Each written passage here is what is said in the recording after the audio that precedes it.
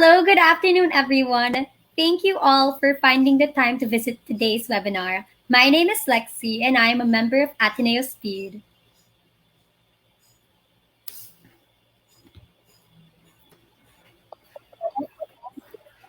And I am Steph, and I am a member of Athenaeus Speed. Welcome to Connecting with Down Syndrome, another webinar series of Hands in Inclusion. To begin our webinar, let's begin with a prayer led by Mr. Carlos Miguel Kanahashi, to be followed by the Philippine National Anthem.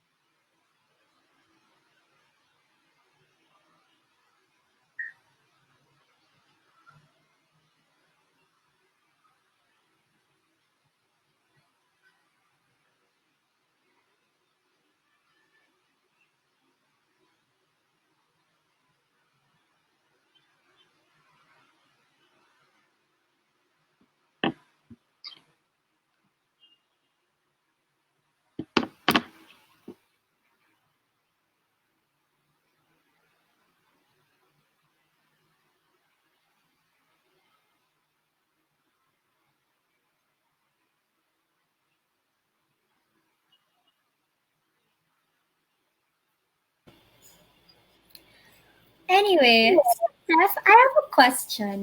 Do you know what Hands in Inclusion is? Okay, Lexi, I will explain it to you. So, Hands in Inclusion is a community of volunteers that promotes proper inclusion of people with disabilities in the Philippines.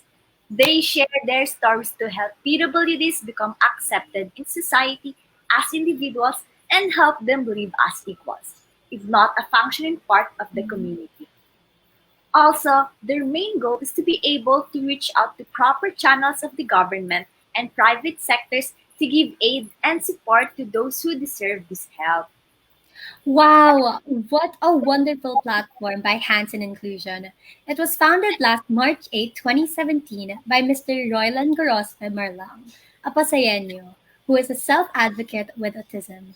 This initiative started as Inclusion in Action. His agenda was to unite and educate both citizens and netizens about PWD inclusion via the core values of Hands in Inclusion. Awesome! But any idea what is connecting to Down syndrome, Lexi? Good question, Steph. It is the second webinar series of Hands in Inclusion and one of the major steps to fulfill their vision. As one of the major campaigns for inclusion of persons with disabilities, the speakers will discuss their stories of success and reasons for PWD inclusion, as well as other related information. For this webinar, we will discuss what Down syndrome is all about and the testimonial of a mother who has a child with Down syndrome. Also, in celebration of Down Syndrome Awareness Month in the Philippines, we will listen and interact with what Down syndrome is all about. To give the opening remarks, may we call on the Documentations Committee Chairman of Hands in Inclusion, Mr. Christian Gerald Chan.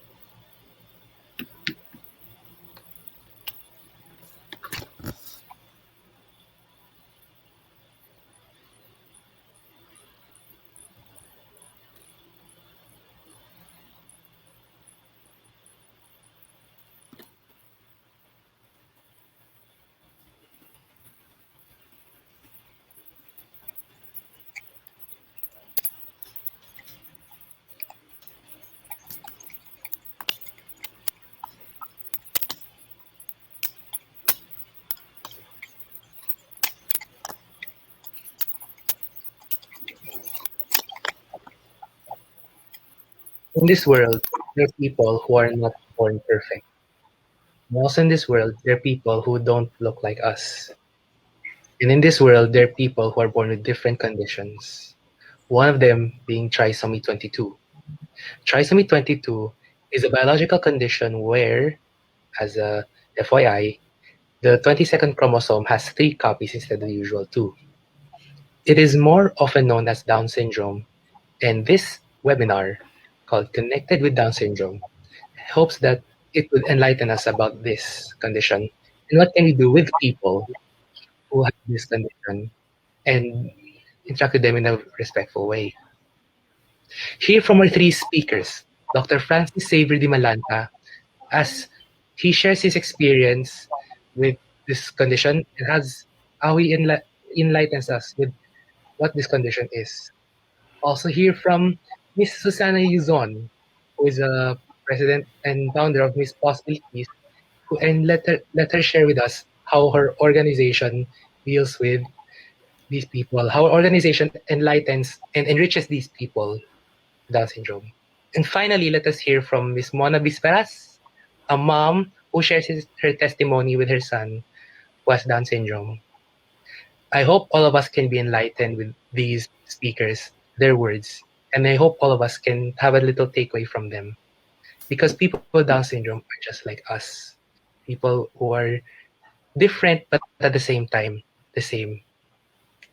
I hope you enjoy these people, their speeches, their thoughts, and this whole webinar. Thank you. Thank you so much, Sue Christian, for your opening remarks. To formally begin our webinar, let us introduce our first speaker, Dr. Francis Xavier de Milanta. He's a pediatric medical practitioner in St. Luke's Medical Center, Bonifacio Global City, and Quezon City's branch section of Developmental and Behavioral Pediatrics Head. He too is a member of the research committee in St. Luke's Medical Center, Quezon City branch. He is the founder and the medical director of Child's Developmental Rehabilitative Early Assessment and Management Foundation Inc. and medical director of ABS-CBN Lingkod Kapamilya Children's Village. He will discuss the development of Down syndrome. Please let us give a virtual warm applause to Dr. Francis Xavier de Milanta.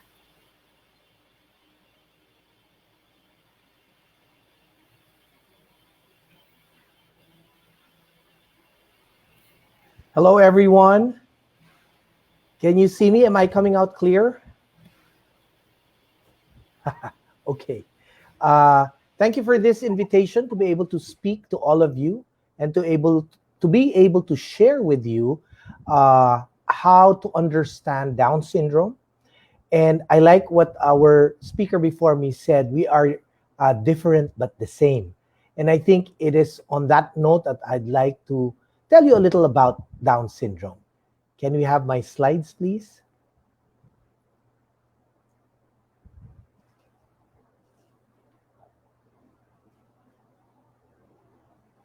So let's all remember the Down Syndrome Association of the Philippines, who has spearheaded a parent support group calling together all the families with Down syndrome, children, adults, to come together and celebrate their uniqueness.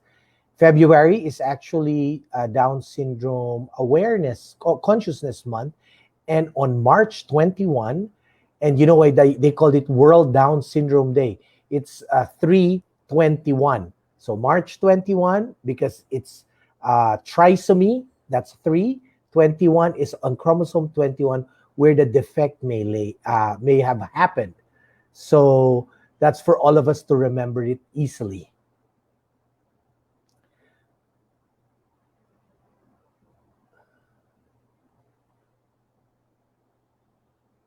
Just we're waiting for my lecture to load. In fact, here's one thing that I want to share with you.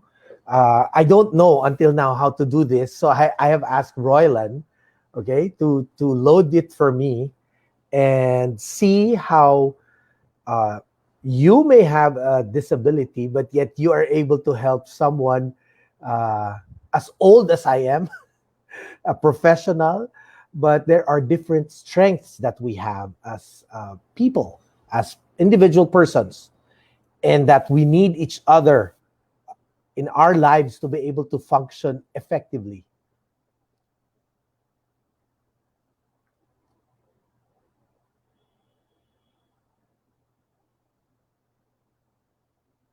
So here goes.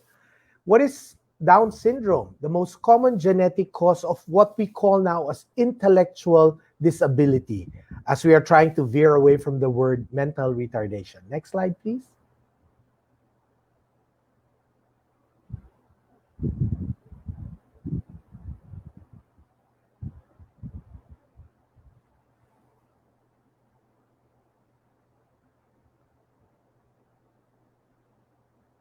So what are some facts about it? Boys and girls are equally affected.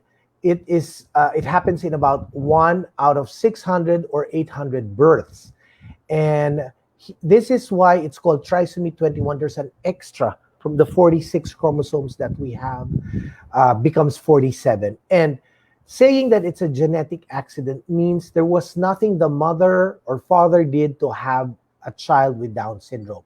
Most common type is the non-disjunction, which accounts for about 95%. Mosaicism is about 1 to 2%, and the translocation type, which is 3 to 4%.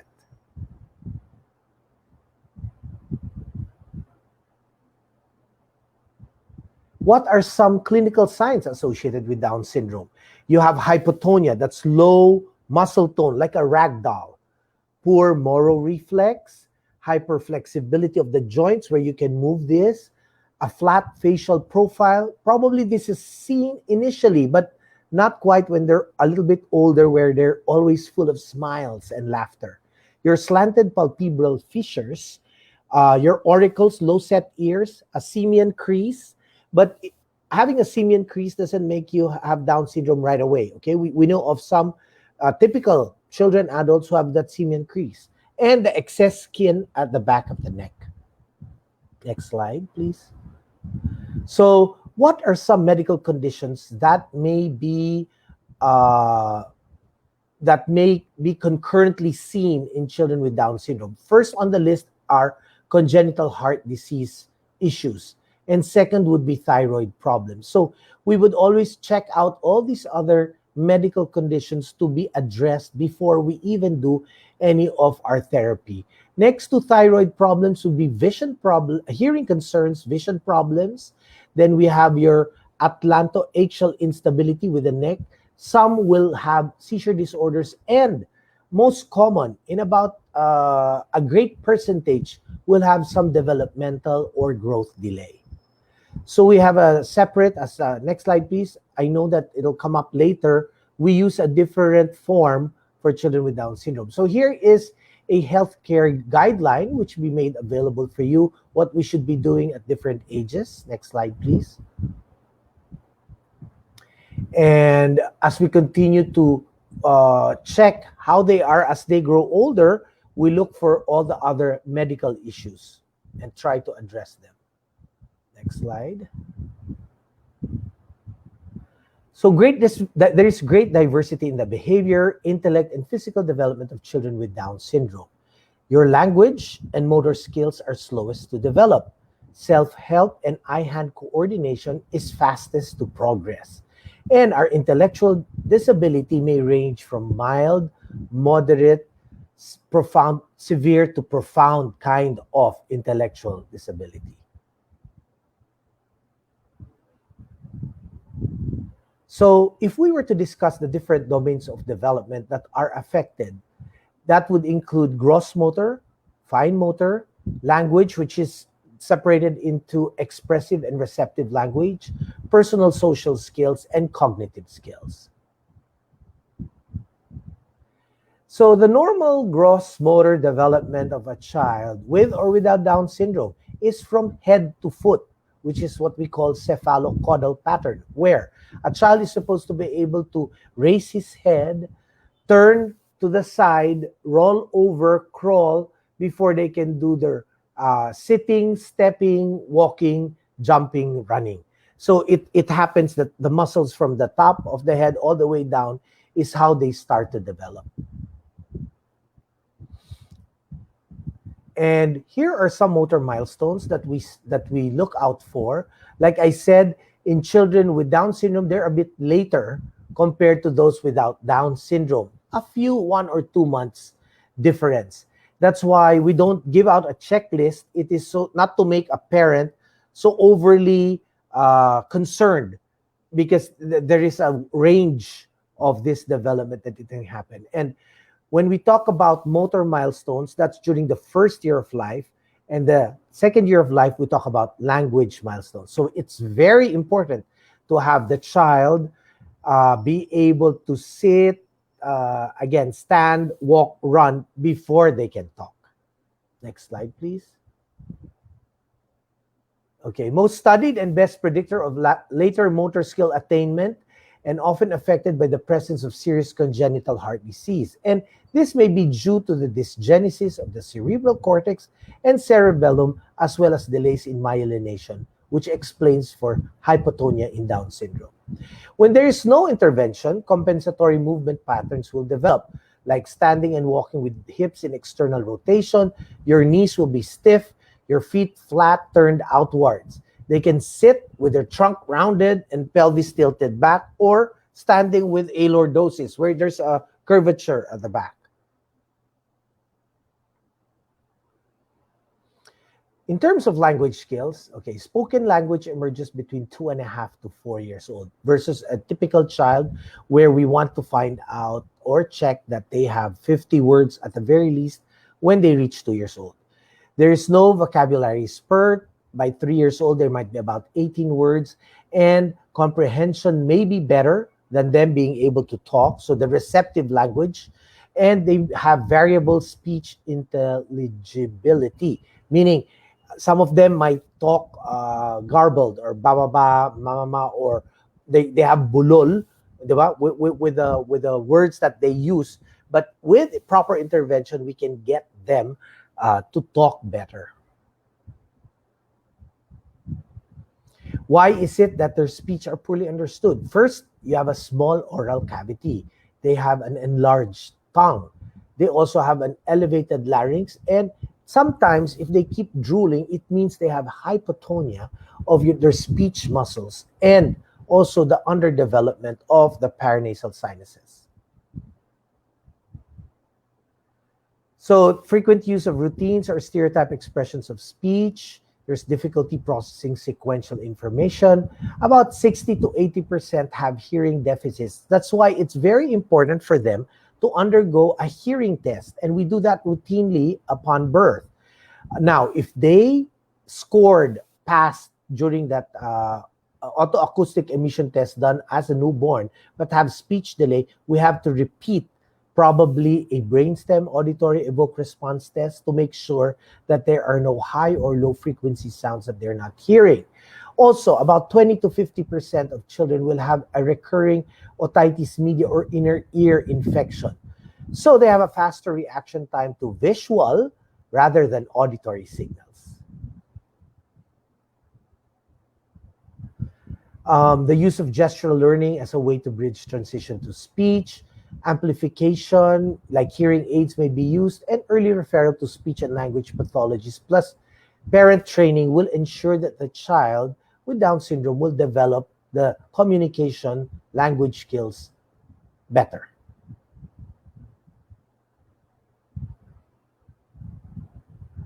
So the key problem for children with Down syndrome is learning it, the difference delay debate. So factors which determine the developmental progress is what could be the learning style of a Down syndrome child. Next slide. Again, what this means is that the sequence of development is preserved, but the progress is slow. And the difference in development is shown better performance of social adaptation.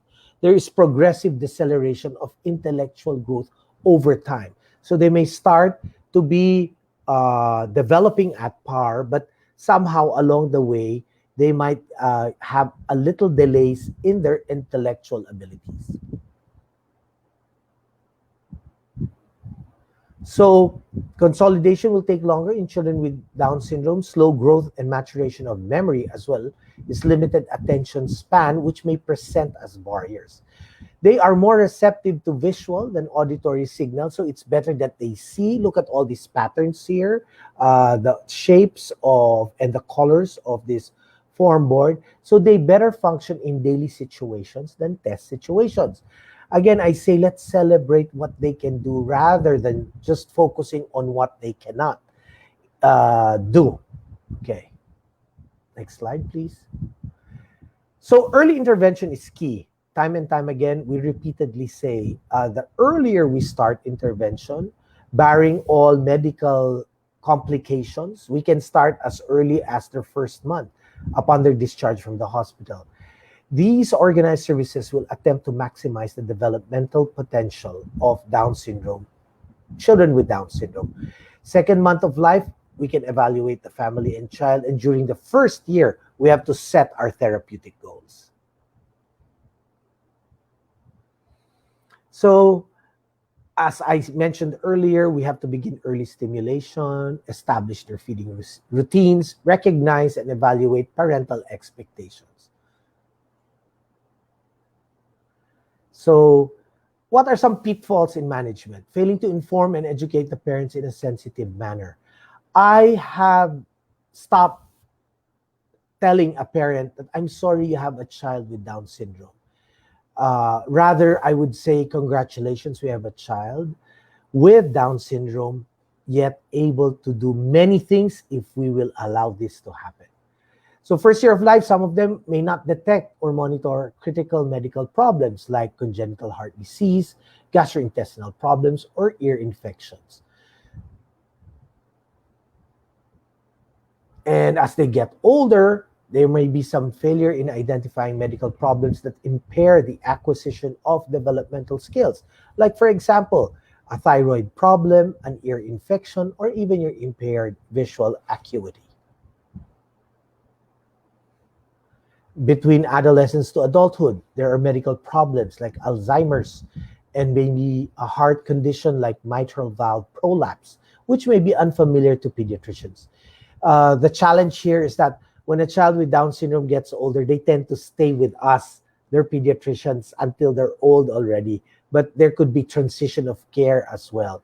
Also, there can maybe a lack of community resources for vocational training, social skills development, recreational, and job opportunities. So the challenge, next slide, remains for us to be inclusive, for us to be able to do all these things for children with or without special needs. So what would be some determinants for a favorable outcome? Early diagnosis and management of medical conditions. Key is the parental involvement. For me, I keep telling parents, acceptance is the key. Once that you've accepted the condition, then we can move forward. So we have to have positive child factors, family, siblings, and all our support groups, plus environmental factors, which will assure this favorable outcome. What do new parents need to know about development in children with Down syndrome? The child with Down syndrome is a child first. Let's remember that. They have abilities. Let's turn away from disabilities, but celebrate their abilities. Children with Down syndrome will make developmental progress, and learning is a lifetime experience for those with Down syndrome and for all of us. So, in ending, I'd like you to, again, be able to connect with the Down Syndrome Association of the Philippines. If my memory serves me right, we're celebrating our 25th year or even more. And there has been a Down syndrome walk virtually that just happened. And let's continue to be able to accept all children with special needs and have respect for them and include them in everything that we do. This last photo, can we show it? Okay, these are pictures of 21 of the children with Down syndrome I've been taking care of. This must have been about 6 years ago when we had a photo exhibit for each one of them. I remember them, and I still look out for many of them, even as they grow older, and look at all their smiles. A whole new world of perfect.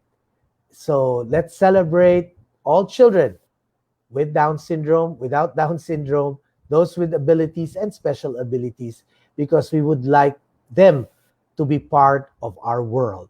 And that is one world that is inclusive and respectful of each child. Thank you very much, and good afternoon.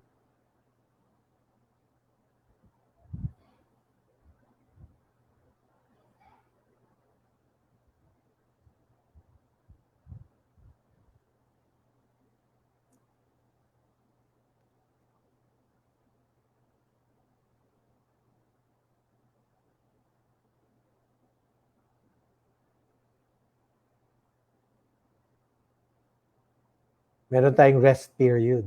Baka dapat may music na pine-play, di ba?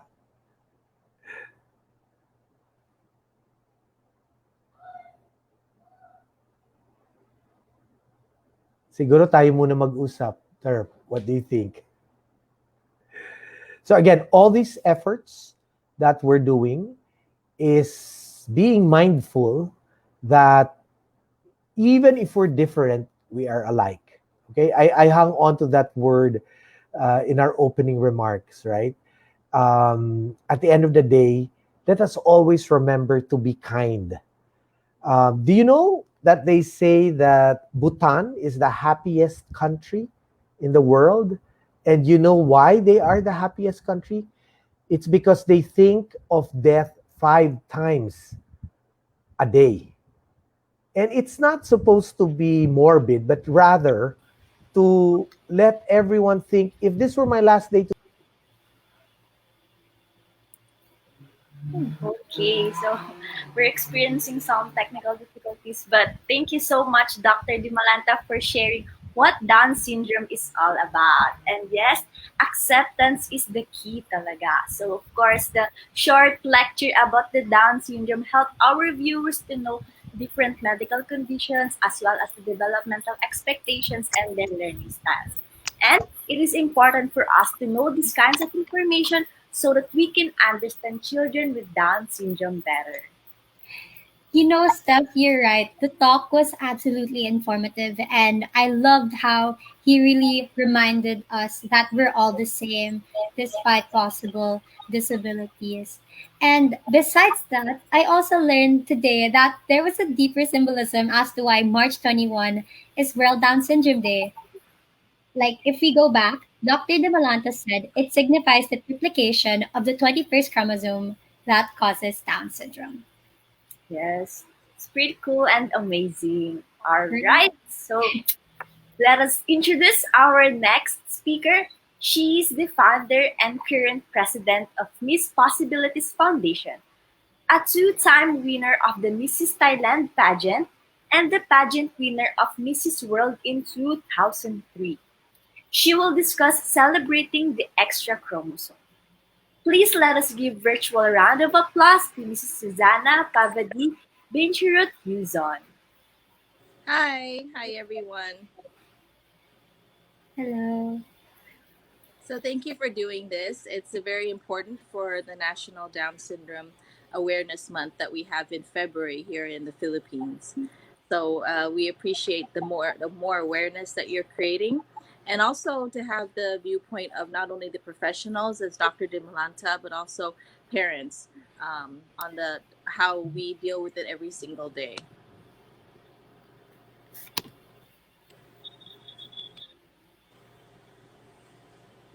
Hello,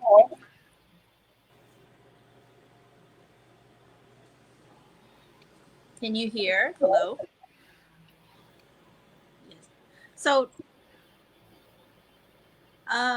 the presentation that I have is, are you going to be able to show it? I sent earlier.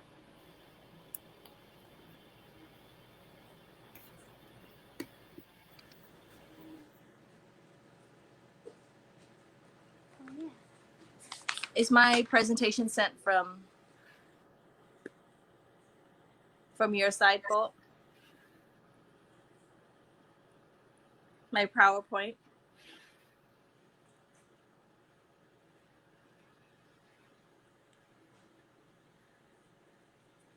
Hello?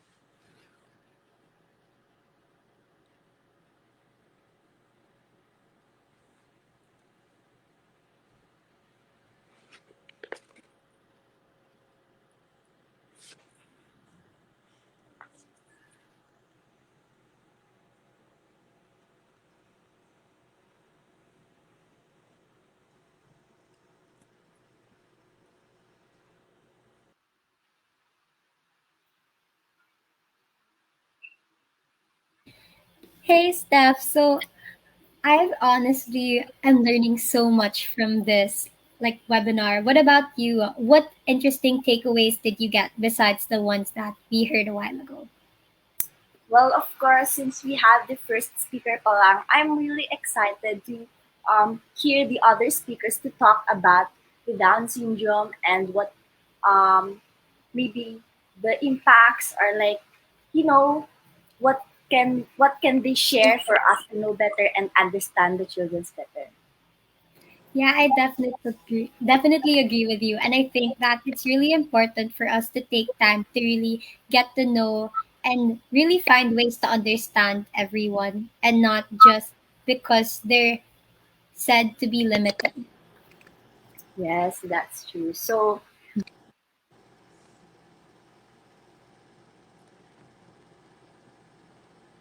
So I can continue with the presentation. So I would like to speak today about celebrating the extra chromosome. So as we heard from Dr. Dimalanta, the definition of trisomy 21 or Down syndrome is having the extra chromosome on the 21st pair of our chromosomes. So they do, excuse me. So this is Joey's actual karyotype. So when there's markers, or when they see that there might be other markers, as in soft markers, as they say, as when the child is born or during an ultrasound, a karyotype can be done like this, and then that will be the definite last. That's the definite positive of having Down syndrome. The next slide, please. So what I mean about celebrate is something that we haven't been actually doing in a lot of the Asian countries here. I'm actually from Thailand, and I see the similarities of a lot of Asian countries, or even other countries that might have traditional ways of thinking about Down syndrome. Is that we love our children, but if the society puts importance on success as the definition of success as becoming maybe a doctor, a politician, a lawyer, or doing well in school, we have to redefine our definition of what success is, and how do we celebrate each person and their individual contributions that they can make for society. I think when Johanna, my daughter, was first born, we received a lot of that information, especially right away, like maybe from the doctors that said, they apologize that your child has Down syndrome, instead of saying congratulations, because every child has something to offer of society, and every person does.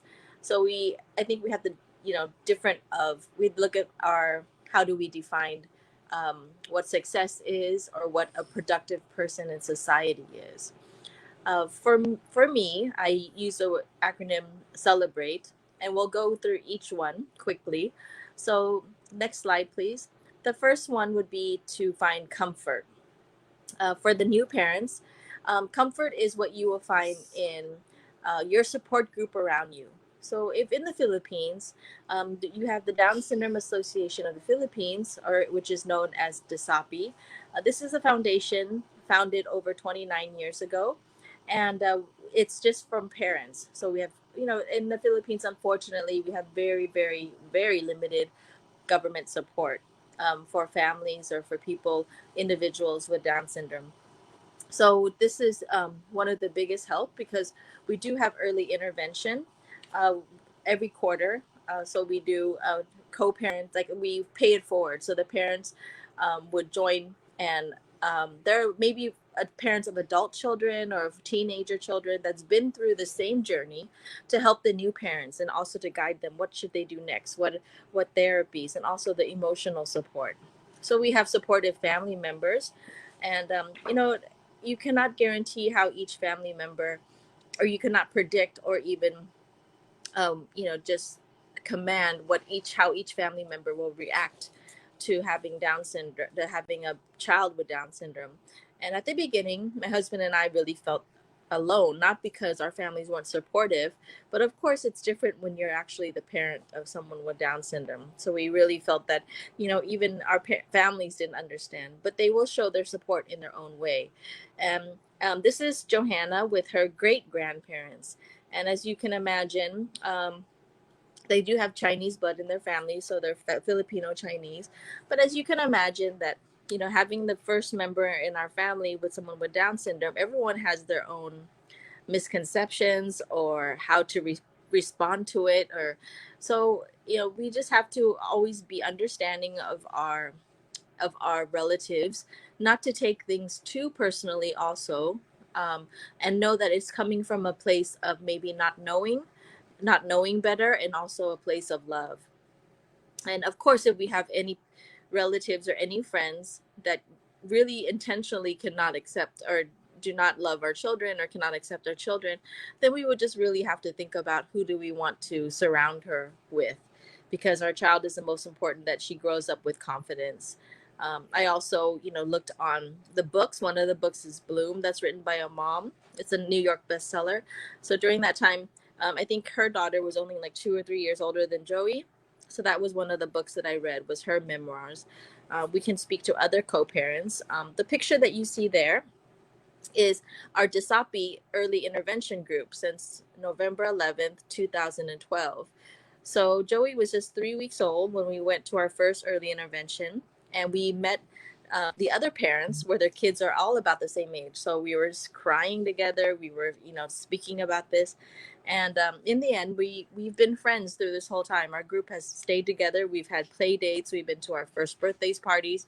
We've done our seventh birthday parties. We've done away trips. That's our trip in Iloilo. So trips like that. And so that's what we have done. So just look for the resources around you and try to get as much information as you can. One thing that I wouldn't do is like try to Google the definition of Down syndrome and the medical issues, because for that, it's just that they would list so many things that are so, the list is so long for the medical issues that can apply to someone with Down syndrome. But it doesn't mean that your child will have all of those or most of those.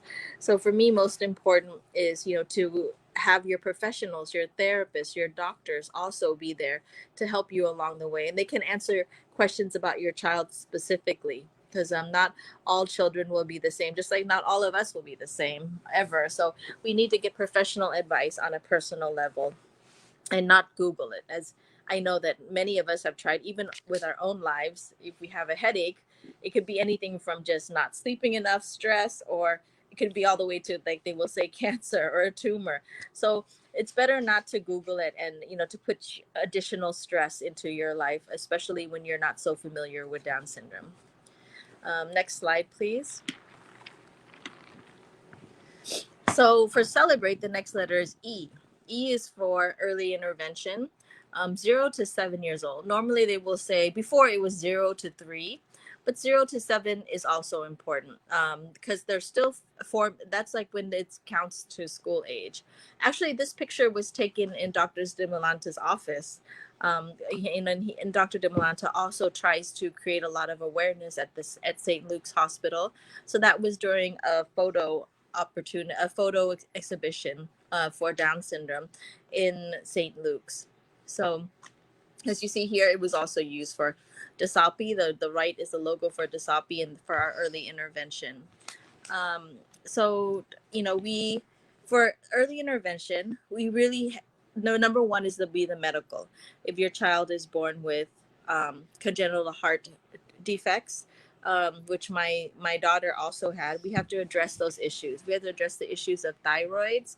We have to address the issue of any gastro issues, anything that your child, we have to make sure that they're really well. And it's not enough just to pass the neonatal test or the, in the hospital.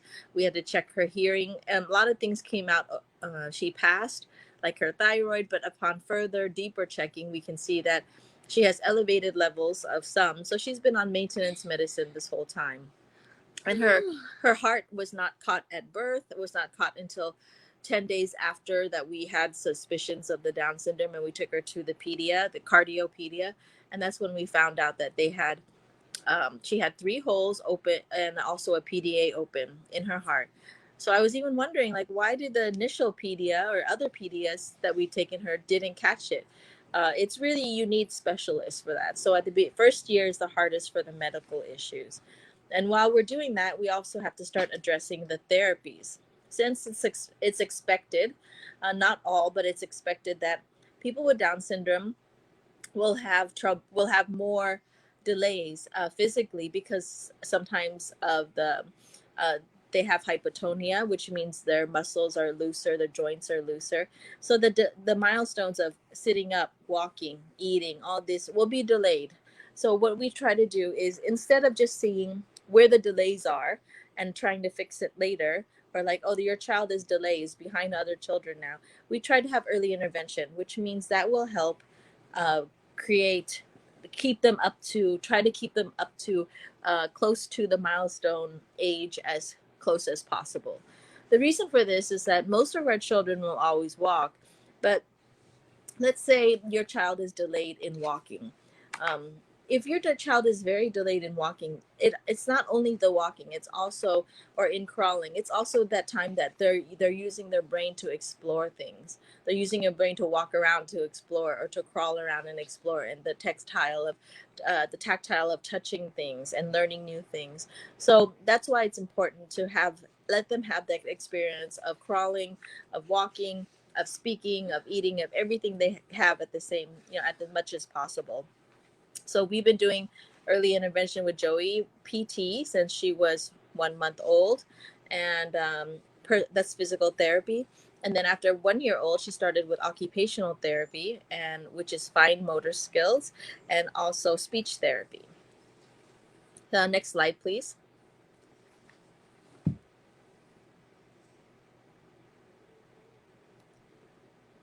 So next slide, please.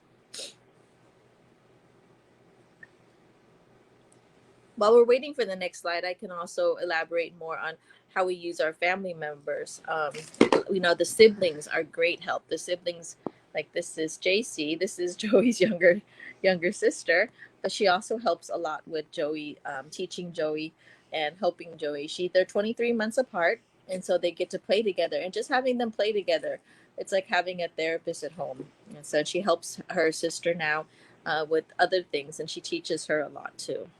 So, love, L in Celebrate, is love your child.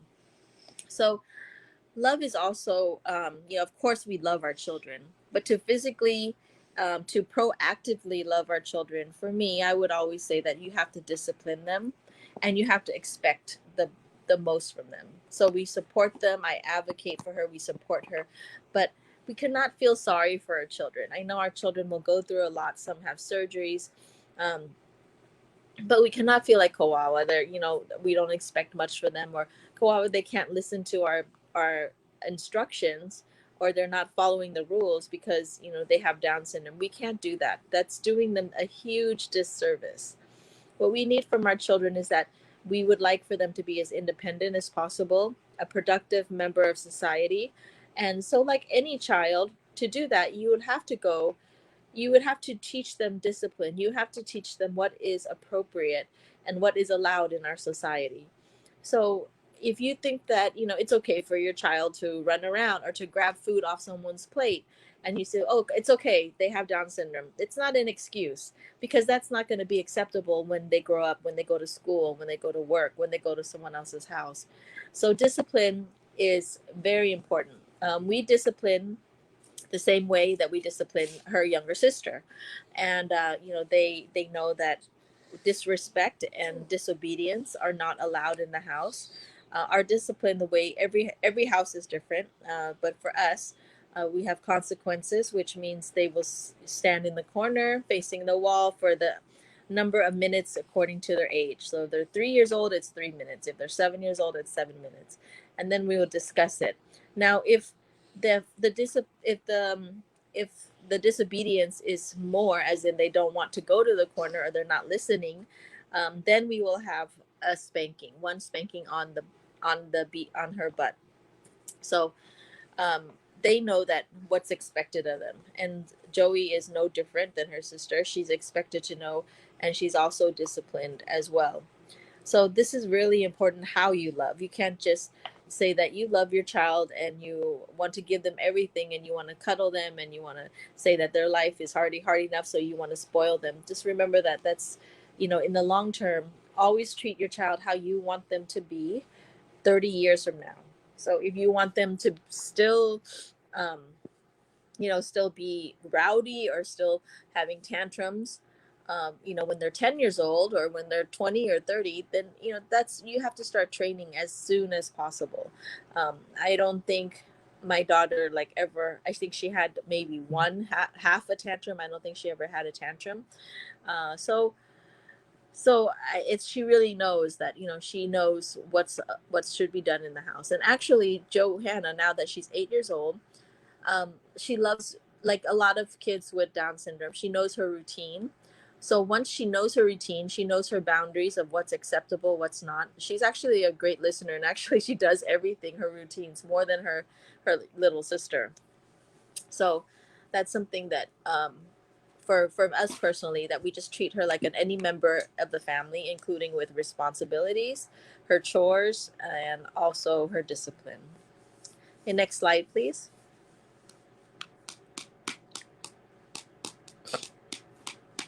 E in Celebrate is for expect the best from all. So that's also partly what I was saying, as when we love, we expect the best from her. So we expect the best from our child to reach her fullest potential. So we're not trying to put pressure on her, not too much pressure, but we put enough pressure on her, just like any other child, that if we know that they can do something, we don't let them say that they can't. And so she tries very hard at school. She's in an inclusive school. She's the only one in her school with Down syndrome, and the first one. But she tries to keep up with her class. And as long as she's still enjoying it and having fun, and she really, really loves, and she takes pride in trying so hard and studying. So we think that that's a good thing, as long as it's not causing her stress or something that she really, really dislikes. But mostly, as I said, that she's good with routine. She also has a lot of our children might have issues with transitioning, which means going from one activity to another or going to one environment to another. So we also had this, and but once she gets to the new activity, the new environment, she really enjoys it. So we know that we have to kind of guide her, or try to like give her enough pressure to try it first, and then afterwards she's happy she does. We also expect excuse me, we also expect the best from our support team. So our teachers, our doctors, our therapists. um, I think we've gone through many therapists with Joey. I mean, we she stayed with their excuse me she's had therapists that's been with us since she was, since she was 1 year old, since she was 1 month old. But when we try to get new teachers or therapists, also I also see if they have a good match with her, if their heart is in the right place. So there's been some that have been with us for 6 or 7 years, and then there's other ones that excuse me, that maybe I've only seen once or twice, or a month or 2 months in a row, and then I feel like if it's not a good fit, then we move on, because I expect them to be as not as invested as we are, but at least have some investment in the child. So not spending the hour just writing her as like another student. So that's we always expect that from the teachers and our doctors as well. Excuse me, I'll just take a small drink. Thank you. So also the doctors, we also expect the doctors, to see her as a child, see her as Johanna too, but also to know that Down syndrome does play a role in her health, but not just to see everything as having as a reason for Down syndrome. So what's dangerous is that sometimes children might have issues with constipation, or they might have issues with other medical issues, and doctors will just write it off as maybe that's just the Down syndrome, but it's not. Just like any other child, we have to figure out why do they have that. So as you saw in the picture before, Joey was also like, she models for SM Kids. She was on, in the catalogs. She was on the posters. She also is in school. She does, she likes doing fashion walks. So that's really, and she enjoys what she does now. B is for to believe. So that's Johanna also, when we have a happy walk. So that's when she was a baby. She was on the SM Globe. We really advocate for her. So we really celebrate her. So that's what I mean by celebrate. We really want her to know when she grows older and looks back to pictures that having Down syndrome is something that we love about her. We wouldn't want to change anything other than maybe some of the medical issues, but the actual extra chromosome that makes her personality or makes her the way she is, we love it, and we feel blessed for her for that. In her school, she was voted Miss Bright Sparks too. Even and we appreciate the support and the belief that we have from her teachers and her schools. Um, you know that they will work with her. They have the accommodations, the modifications. So that's something that we really appreciate. People that believe in her. So we know that we always tell her that we believe in her too. Next slide, please. R is for raise the child like all others. So like what I was saying before, she's in our family. She's just another child, and she has all the same disciplines. She has all the same. She gets in trouble, right, JC? just like you do. She gets in trouble. Do we treat Joey different anyway, you think? No, she still has to do her homework. She actually studies harder than you. She works harder than you sometimes in studying because she needs to. Um, but JC's a great sister. She's supportive. When we used to, before the pandemic, before when we used to go to the therapies, since JC was born, she would always go with us to all the different therapy sessions too. um, and that's her classroom, her school. So as you can see that she is in her school, she's in an age appropriate class, and we try hard to educate everyone, so she at her school, including the children, including her classmates, so they can treat her just like another friend, like all others. Next slide, please. So in Celebrate, A is for to advocate. So we have to be advocacy. We have to have an advocacy. We have to advocate for our child. This means we have to challenge injustices and discrimination. Unfortunately, that's probably one of the saddest part of having a child with Down syndrome, is that that they will be met with discrimination, even if it's openly or even if it's just in people's thoughts. And also the injustices that you might have, like how to, like right now, I mean, it's more difficult for them to have an inclusive education. um, Lots of children are not prioritized, like if they need heart surgery, are not prioritized if they have Down syndrome. There's discrimination around the world. What is sad is that countries that we consider very advanced countries, as Finland, and other Scandinavian countries, their um, termination rate for when they discover a pregnant woman with Down syndrome would be 99 to 100%. So in countries like Finland, pretty soon, I think people with Down syndrome will be extinct. They won't have anyone anymore with Down syndrome. In America, I believe it's up to 767 or 70% that are terminated. So that those injustices and discrimination happens right when I say, like, some doctors, the OBGYN will say that, I'm sorry that your child has Down syndrome. That's a discrimination right there, because it just conveys that somehow our children is less, or our children are a disappointment. So that's already, we have to, what we're trying to do is educate, and to let doctors know, to let everyone know that our children are amazing, and we can learn so much from them. I mean, Johanna has been our greatest teacher. She's my greatest teacher. Even later in life, she's taught me so much. And for all her friends and for her sister, she's taught them compassion. She's taught them to be patient. She's taught them how to really love, because she loves unconditionally. And she's just an amazing friend and sister too. So be an advocate for not only your child, but for others like him, or her as well. So that's why we also have the Miss Possibilities. We have the Down Syndrome Association of the Philippines. So we can also help other children. Sometimes they might not have a voice, or the parents might not have as a voice, but we have to work together as a community to stick together. And it doesn't have to be that your family has to have someone with Down syndrome to advocate for others. There are many people advocating even when they don't have a child with Down syndrome themselves. We're fortunate that even celebrities are being advocates for this and creating awareness. So start small, and then you can make a big difference. So you might think that, oh, I don't have the resources, I don't have the money, I don't have the time to, like, create a foundation, or to really, like, speak about this, or who's going to listen to me, I can't change the law. Just start small, start from parent to parent. And that's how we grew. That's how we grew with the Miss Possibilities. It's just co-parents coming together and with an idea and trying to make the Miss Possibilities a reality.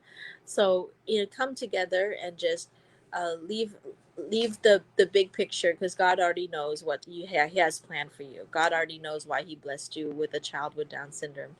But just take your small steps and take action first. And don't be afraid to try.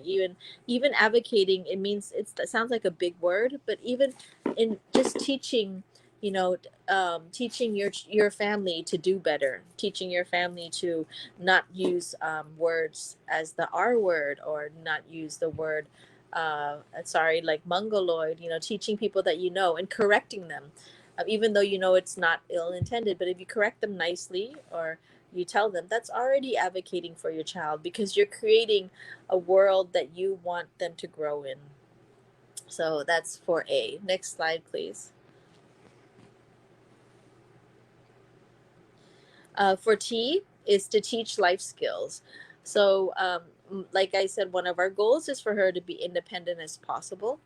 We want her to be a part of society. We don't want her to be a burden on society, but we want her to be productive and give back to society in her way. And we also want to have, like I said, appropriate public behavior.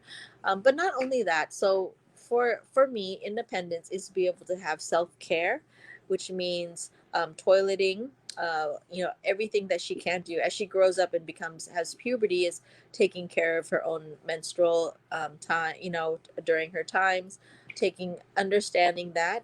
Also, we know that it takes more work. It doesn't come naturally or come easily as a typical child, but we know that she's capable of that too.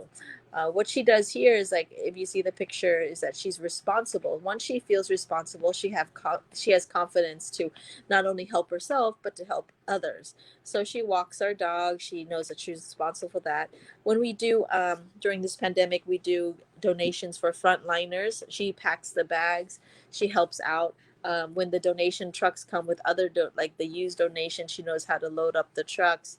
Um, so she feels that she's a part of society, and that's what you have to do also in your home and also at school, is not always let them be the helpee, not always let them like other kids helping them, or the other siblings helping them. Let them know that they can help also. So you know that if you let them know that, let's say that their chore is all, they're the ones that set the tables, or they're the ones that just even to put the toothpaste on everyone's toothbrush in the morning. Give them a responsibility, and know that they have something to give back to your family and also your society.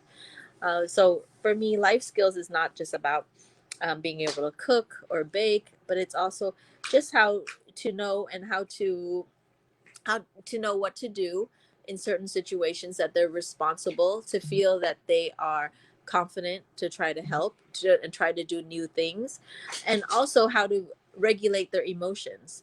That's a huge life skill. So if they become frustrated, or they become upset, how do they regulate their emotions? Are they going to throw things? Are they going to cry out? Are they going to do something appropriate? Or how do they process their emotions? So that's what we're working with her also, how to process her emotions. There's a time that she was afraid to cry, I think, because and I think she's heard before, like, or even watching before when she was younger, about movies, and they were saying like, brave people, or you be brave, don't cry. So even when she fell down, she was afraid to cry, and so we have to like to teach her, and she would hide her, like if she fell down and she got an injury, she would hide it because she didn't want to be open about it. But we would have to tell her that it's okay to cry, process it with her. Um, so sometimes she didn't want to see her sister cry. If her sister got hurt, she didn't know how to react. So she would just throw something at her sister. She didn't know how to react. So we would have to process with it and teach her to say, to teach her to say, like, are you okay? Or to give her go in and give them a hug if it's your sister. How do you make them feel better? So those are the life skills that we work on. And each child's progress will be at a different speed, and I think for each family, your definition of what life skills are will be a little different in each family. What's important to your family? So that's for us. And also, our life skills for us is for her to pray. So she's learned to pray. She learns to sing to God and to praise God. So that's one of our life skills that we teach her also. Next slide, please.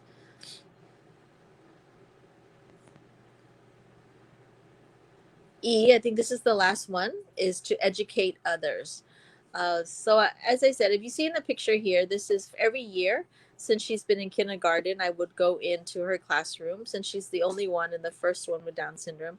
I would go in and read a book, a children's book about Down syndrome.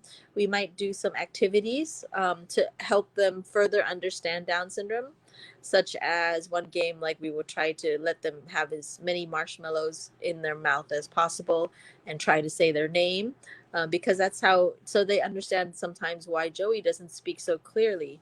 Or we would let them, put 2 or 3 socks on one hand and let them try to write their name, and so they can understand why it's harder for Joey to write. So just so they can understand things. And we do that every year.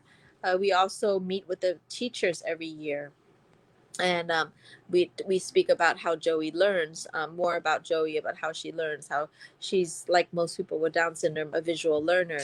So we need to have her, sit in the very front, and she needs to pay attention that way. It will help her pay attention to class, and if she has attention, um, problems with her attention, how, if she needs breaks, how do you do breaks. So we just also educate the teachers about Down syndrome more, because they're general ed teachers. So I need to also educate them about, because they love, they love the inclusion, and they know that it's important. And so we're very lucky with her teachers that they're so also open. But of course, we can't expect everyone to be an expert on Down syndrome. So, or how people with Down syndrome will learn, or how they understand things. So they've been very accommodating on how do we modify the tests to test, to test her knowledge. And I think teachers also appreciate that when you can guide them. Like, for example, when she was in preschool, they were testing her. Her exam would be in color, or her exam would be count how many Disney princesses there are. And for me, I know that just seeing the different Disney princesses or seeing the colors will be very distracting for her. So it's easier for just to count black circles, or just the same shape. It's easier for her to count. Or she might start thinking of, like, especially if it's her favorite Disney princess, or if they're different characters, she doesn't understand that they're all Disney princesses, and you just want the number of how many. But if you have all the same black circles, it's one less way of thinking, but you're still testing if she knows the concept of the numbers, of counting numbers. So that's like one of the examples. So that's what when we do with her exams. She has 11 subjects since first grade, so including Mandarin, Filipino, business math, and all her other classes. So um, we have a lot on our plate, but we try to say, like, what's important, what we need her to learn. So it's, we were, if in the Philippines, even though we are delayed, we are behind other countries in terms of education for people with Down syndrome. I'll say by like maybe 2 to 3 decades, but fortunately, we are making progress. We are moving. We need more people to advocate. Like I said, we need more teachers.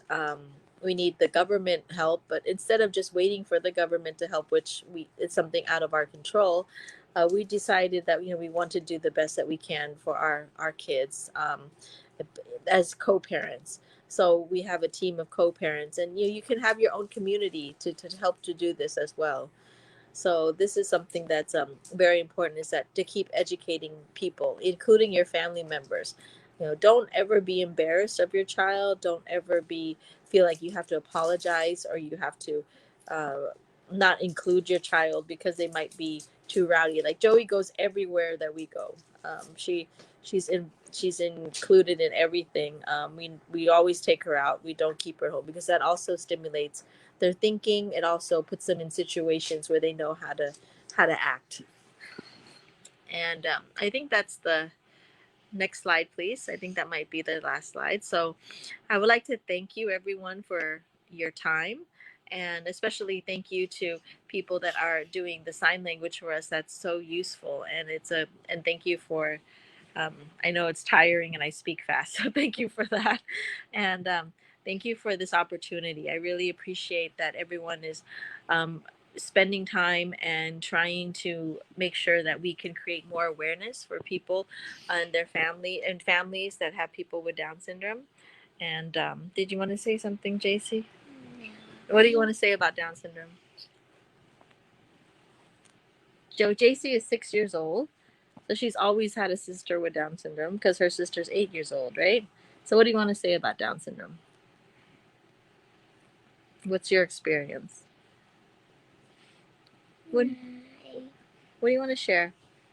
It's hard for you to know what she's talking about sometimes, but it won't help if you just like give up. You have to try and ask them to do it again or say it again.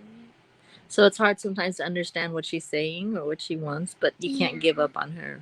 And you just keep asking her, Yeah. and you'll just try to say it a different way or try to guess what she's saying. Yeah. Yeah. What do you like about having a sister with Down syndrome? I like it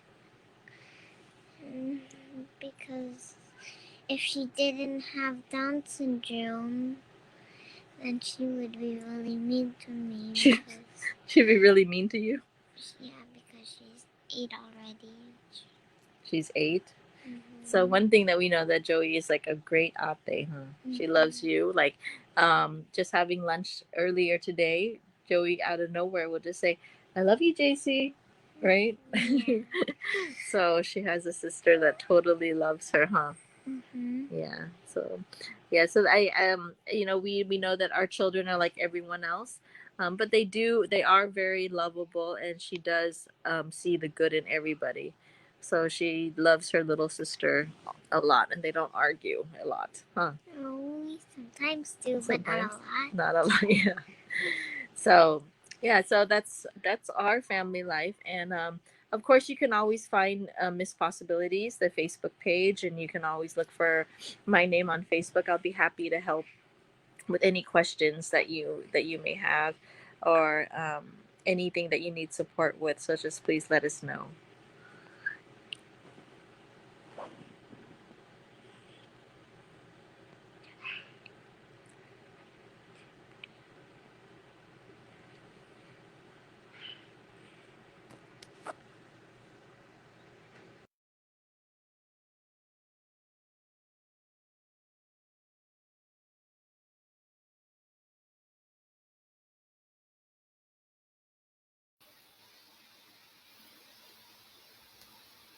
Hello. So thank you so much, Mrs. Yuzon, for your wonderful words. As she stated, we should remember her acronym CELEBRATE. So that stands for comfort, early intervention, loving your child, expecting the best from all, believing in them, raising your child like all others, being an advocate, teaching life skills, and educating others. And we can use those to help us be more sensitive to those with Down syndrome. Besides that, it would also help us learn how to make those with Down syndrome feel more included in society. Moreover, as one of Mrs. Yuzon's daughters, JC, said, we shouldn't give up on them. Also, to our viewers, don't feel shy to place any questions or queries that you have for our speakers. Yes, just comment down below if you have any questions. So, what a wonderful thoughts from Mrs. Yuzon and her daughter. So, at first, I was actually thinking what the celebrating in the extra chromosomes means. And it's pretty amazing that the word celebrate has literally meaning and connects with it. So maybe I think one major insight that I get is about having a support system. The support system is very important as having a strong support or emotional support, as she was mentioned earlier. It gives a positive benefits not only for the child but also for the parents. Anyway, let us introduce the final speaker. She was a former project-based technical reviewer, mental health at work program in Project Inclusion Network. Also, she's the current Taguig ADHD family and community support group. She is a forester.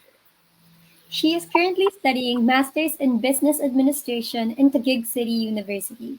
She will discuss growing people, shaping a community, building a nation. Please let us give a virtual warm applause to Forester Mona Lisa Labitoria Visperas.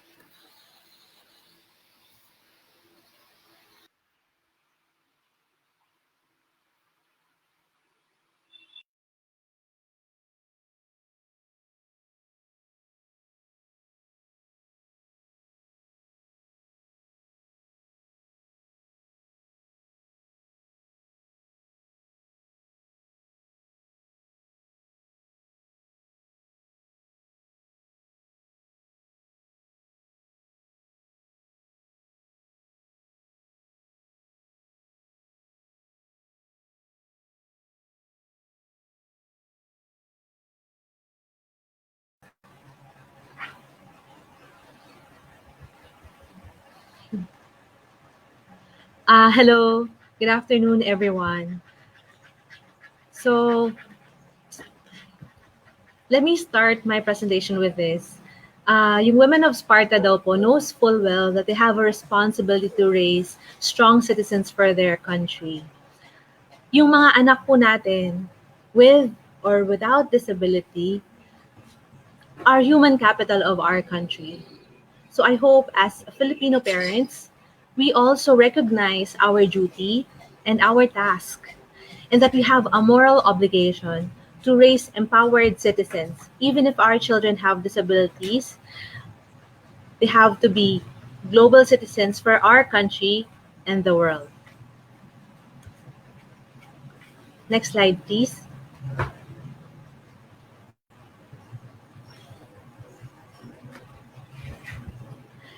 So the family that serves together stays together. I bring my kids into a lot of outreach activities for persons with disability because I believe that it is my responsibility to make sure that I raise community conscious children.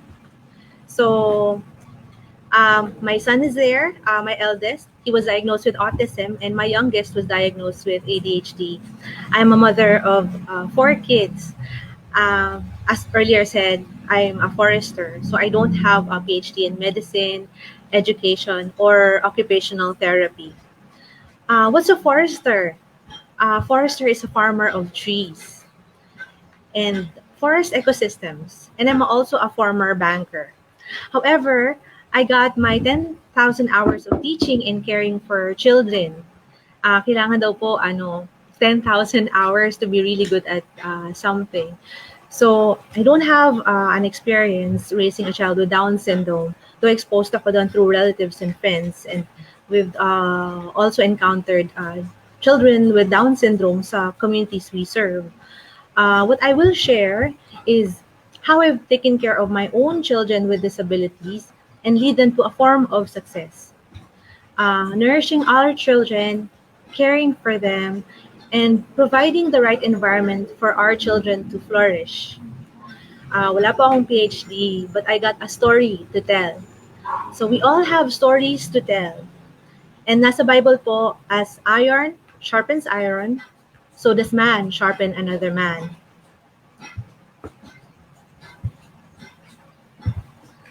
So may God use us to sharpen each other today. Pag po ma-stress, di ba ako pastor, this is how I make sense of things. I hope you'll hear me out on this. And I hope this can be a safe space for us to learn and exchange ideas. I will share my strategies of leading my children with or without disabilities, helping them cope and thrive, and them coping with us, and helping us cope and thrive with them. And next slide. And grow. And also growing a community that supports that growth. And raising community champions, not just for my children, but for other children with disability like them, and other families with children with disabilities like us. It takes a village to raise a child. So, yun po. Yung Ujima daw po is a Swahili word meaning collective work and responsibility. So, what we're gonna do to actually raise our children is raise up a community that supports them. So, parang kagaya nung bayanihan word natin. So, next slide. Yung bayanihan na word from the word bayani is hero. We can create caring communities for our children. We can be the hero that they need. We can be the hero that each child needs, especially those with disability or special needs. In the picture, we would see different professions, similar to the different professions that we need in our child's team to raise them well. Lahat important and has a role to play. So you'll see may police, may cook, may teacher, may pare, may doctor, may fireman. Everyone is important in raising the kind of community that we need to support children with disability, and eventually persons with disability. Next slide, please.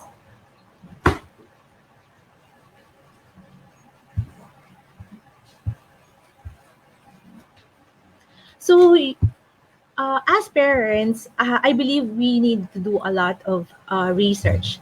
See, most of the time, our children stays at home. Yes, we bring them to professionals, we bring them to doctors, to therapy and all. But mas mahaba pa rin yung time na ni-spend nila sa bahay.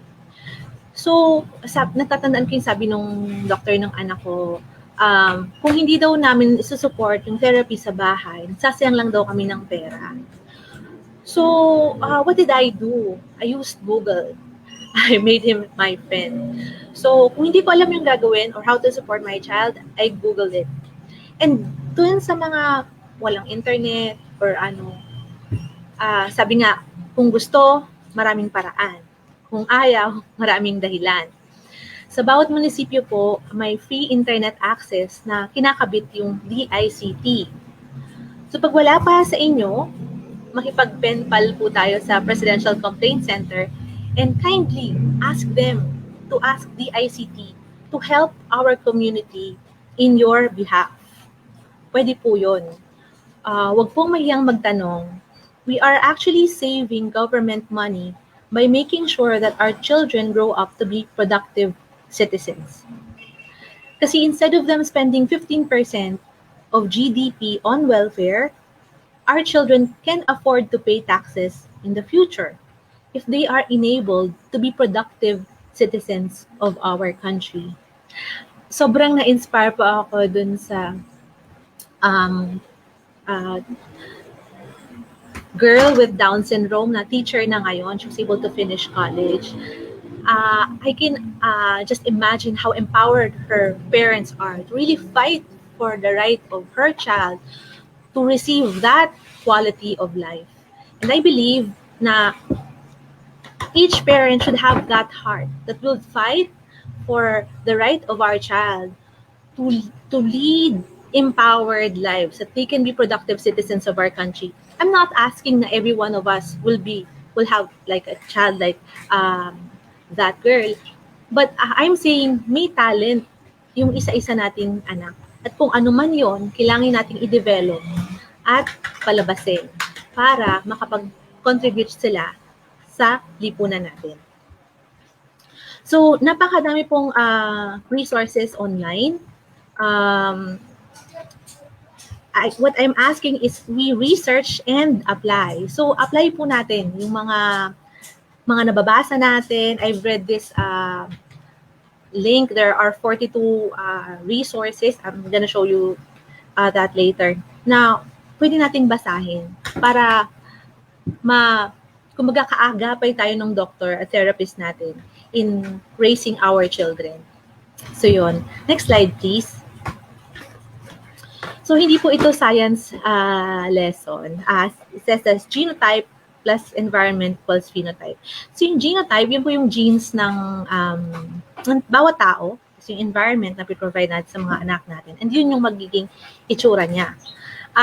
Dahil forester po ako, binigyan ko yung example na yan. So, yun.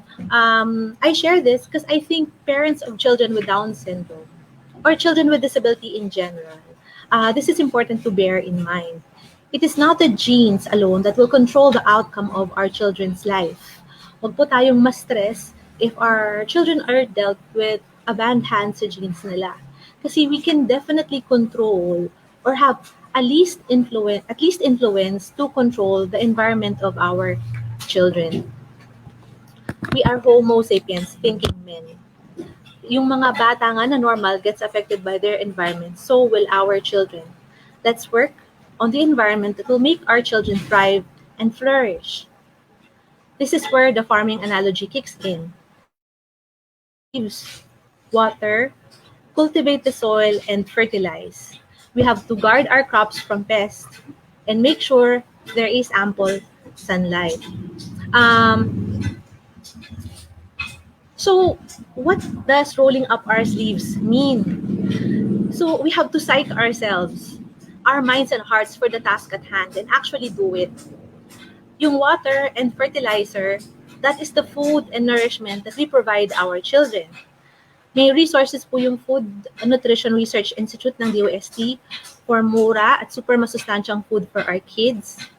Ako, sa bagsakan po ako namimili at naglalakad po ako papuntang palengke para makatipid. At exercise ko na din para pumayat ako. So, how do we cultivate the soil around our kids? We provide a home atmosphere conducive to growth and development.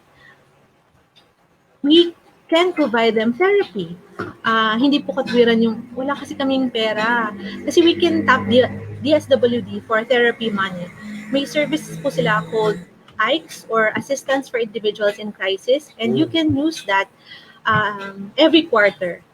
I want to share this story. May nakasabay po kami ng anak ko sa PGH na mommy. May Down syndrome po yung anak nila. But nakaka-amaze yung mommy kasi wala pong developmental delay yung anak niya. Ginagawa daw po niya, pupunta siya sa lahat ng government services and private institutions na alam niya at humingi siya ng tulong para ma-provide niya yung therapy na kailangan ng anak niya. Kasi sobrang hirap nila, nakatira lang sila sa ilalim ng tulay. But can you imagine yung heart ng nanay fighting for the right of her child to live a normal life? Nakakalungkot lang ang sinasabi ng mami, hindi sila makauwi sa probinsya kasi walang hospital doon na kagaya ng PGH at hindi sila makakakuha ng therapy na nare-receive nila dito sa Manila, doon sa probinsya nila. But I think, ang tanong sa akin is, how can we help mothers like her or parents like her? I think it's important that we vote based on merit, platform, and experience. Kasi sila naman yung mga binoboto natin, sila nagde-decide kung saan gagamitin yung pera ng gobyerno. Let's do away with personality politics and hold our leaders accountable to real public service. Kasi may move na po yung government to make more hospitals like PGH sa mga provinces. So let's write our lawmakers and other decision makers to make that happen ASAP, as soon as possible. We can lobby, we can use our social media and other groups to magnify our voices. Let's all participate in community building. Yun. So, aside from that, we also have to guard our kids from pests or crops natin, kung yung anak natin yung crops natin. Ano yun? Yun yung mga negative influence sa buhay nila. Makasobra na po sa gadget yung mga anak natin, sobra sa kain, kulang sa exercise, baka we are not modeling the right behavior for our child. Or we are allowing mass media to unduly mold our kids' behavior or be yaya for our kids. So mali po yun. We have to invest time for our children and safeguard them. Hindi lang yung physical nila, but pati yung pumapasok sa isip nila at sa puso nila. So ano naman po yung sunlight? I think that represents God, His limitless and immense power that surrounds us. Whatever we call that higher being, I believe we need to raise our children knowing how to tap into that. Just be connected with the Lord and everything would be fine. Next slide, please. So, yun. Yung symbol daw po for crisis and opportunity ng mga Chinese is pareho lang. So for me, ibig sabihin po pala, what defines a crisis as crisis or defines crisis as an opportunity is not the situation, but how we see it. Next slide, please.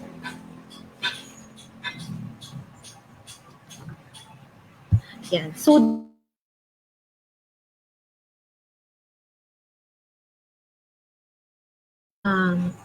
the truth is, nagkasakit po ako ng wagas pa ulit-ulit since my son was diagnosed ADHD muna at first. Hindi ko po matanggap na my son had diagnosis. For me, he was perfect. Na sobrang stress ko po after ma-diagnose yung anak ko, I got laryngopharyngeal reflux. I got fever in my voice for 2 weeks. During that time, since nasa bahay lang po ako, as I've said earlier, I researched extensively about my son's condition. Kinaunawaan ko po what ADHD is. And I looked at all the possibilities. And I got to know a lot of great people with ADHD, like Michael Phelps, 40 na gold medals, diba?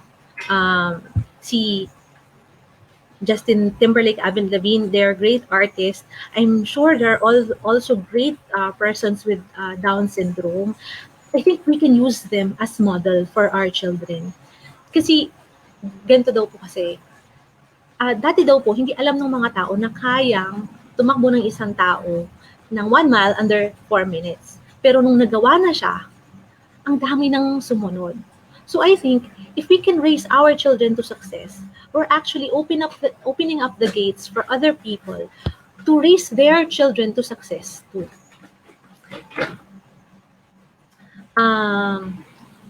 So, as I said, former banker po ako, and we're always taught corporate skills are life skills. So what I did is, I used kung ano yung natutunan ko sa corporate experience ko. I developed our own KPI system at home. And when I was attending seminars now with Autism Society Philippines, I was amazed that they're doing something similar. What we were doing pala is something similar to teach, or this way how to teach non-verbal kids to yung activities of daily living nila. We don't know how ano yung skills natin that can significantly contribute to the development of our children, but I am sure meron yun. I was really inspired with this story, yung Lorenzo's oil, na this parents, sabi nung mga doctors, wala nang pag-asa yung anak nila, but they really researched and put all the work to make sure that their child receives healing. So I think we can do that too. Kung kaya nila, kaya din natin. Yeah. So I want to share, next slide. So this guy, he used his project management skills to help his son with cerebral palsy naman. It's amazing. Please watch it next time. This is a TED Talk, an innovative way to support children with special needs. Okay, next slide, please.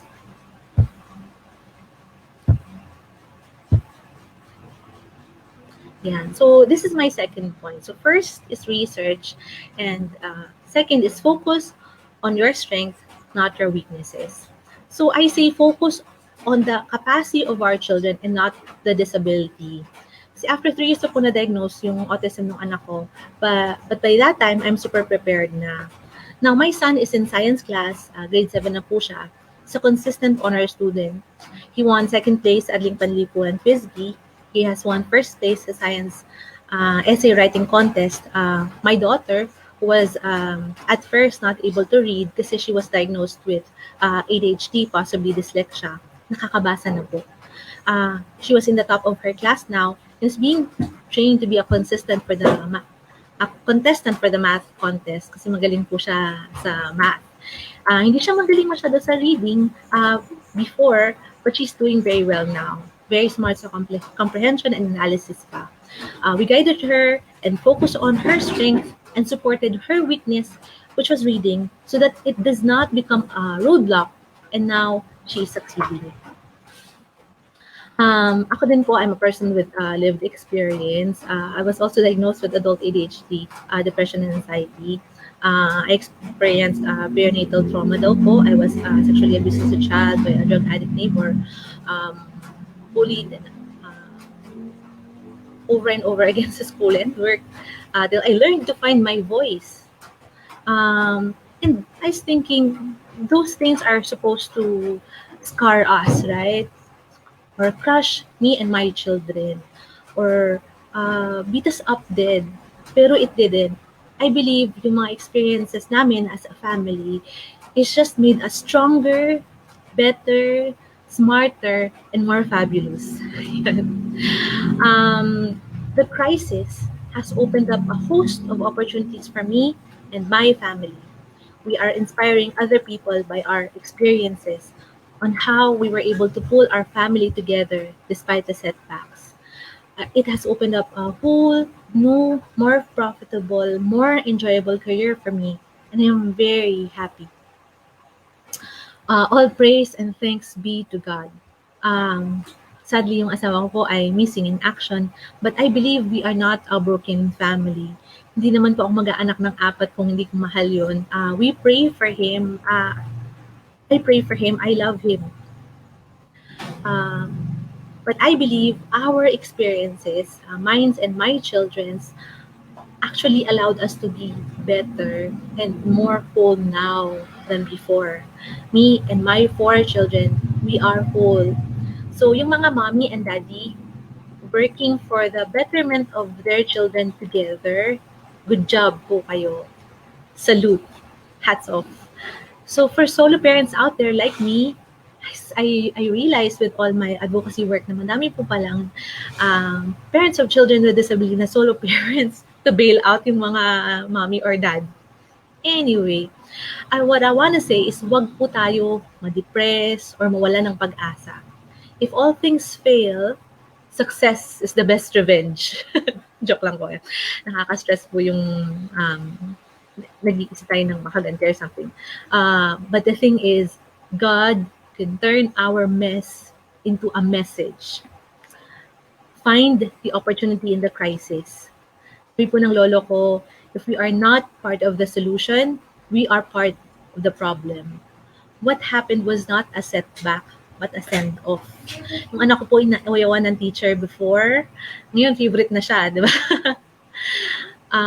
For our children, are we creating the right environment for helping them succeed in the God-given talents that they have?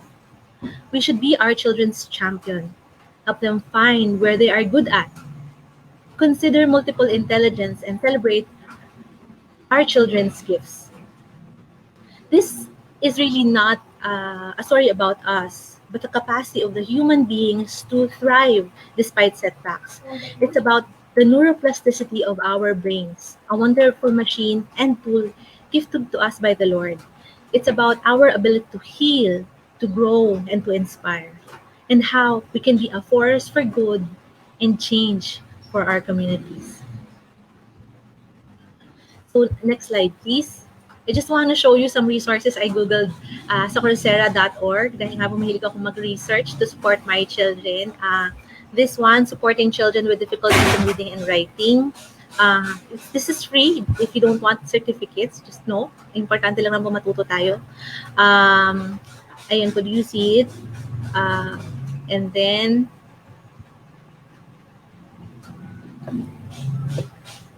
ayan, severe to profound intellectual disability, circles of care and education. Tapos yung pong next, disability inclusion in education, building systems of support. Yan. So ito po yung nabanggit ko kanina, 42 great Down syndrome resources that you should know about. Check po natin. I think we really need to educate ourselves so that we can help our children better. Yun. And yung last point ko po is about self-care. So, self-care using the 6 dimensions of wellness, namely emotional, occupational, physical, social, intellectual, and spiritual. Bakit 6? Ang dami naman. Kasi we are organic beings. We are not linear. This we need integrated systems of health din. We cannot give what we do not have. And nakita ko po na the more I take care of myself, mas naaalagaan ko po yung mga anak ko. At pag stressed ako, stress din sila. So, I have to be happy so they can be happy. Pag nagkakagulo yung mga anak ko, instead of magalit or ma-stress ako sa kanila, I look first at myself. Magulo ba ako? More often than not, ako po yung magulo. Kaya magulo yung anak ko.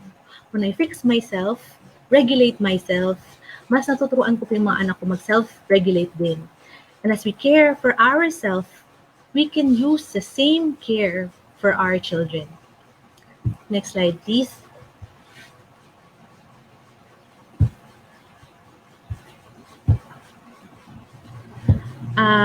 Yung sa emotional wellness po.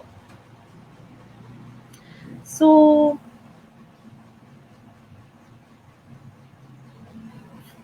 for emotional wellness, if we are having painful feelings about our child's disability or condition, please seek help, counseling, or even mentoring. Pag ayaw pa rin, please seek professional help. Hindi po masama yun. There is no health without mental health. Kasama po yun. Ayon po sa UN, stress is linked to 7 out of 10 leading cause of death in the Philippines. So if we don't take care of ourselves, who would take care of our children? So we need to learn to self-regulate positively so we can teach our child to self-regulate positively. Learn catharsis. Paki-Google po yun. It's a way of healing. To learn something, to be able to teach it. Yeah. Yung next po is social wellness. I just want to share this word. Ubuntu daw po means I am because we are, which is meaning shared sense of humanity. I understand na mahirap po magkaroon ng anak na may disability, but we can always ask for help. I joined a lot of support groups to help me manage my children's condition. Until now, miski na they seem okay, I still join family supports group. Kung wala pong support group sa lugar nyo, gawa po tayo. Let's pull each other up. Di ko naman po tinataas yung sarili ko or yung group namin sa Taguig or yung group sa province. But we have made considerable effort and we've really made an impact. I am trolling for a cause. I would scout FB for useful news, for everyone, especially about persons with disability, and share it sa mga groups ko. And ako mismo nagugulat na ang dami ko na palang support. I am just a mother. Again, I don't have PhDs or anything, but I used what I have to reach out and somebody reached back. We can use community support groups, school support groups, and even church support groups. Salihan natin kung ano yung kaya natin. We need to get our communities right for our children. Network with people, private and public, and even government officials like mayors. Yeah, you can please click next. Next slide, please. Doon na po tayo sa social wellness dun sa next.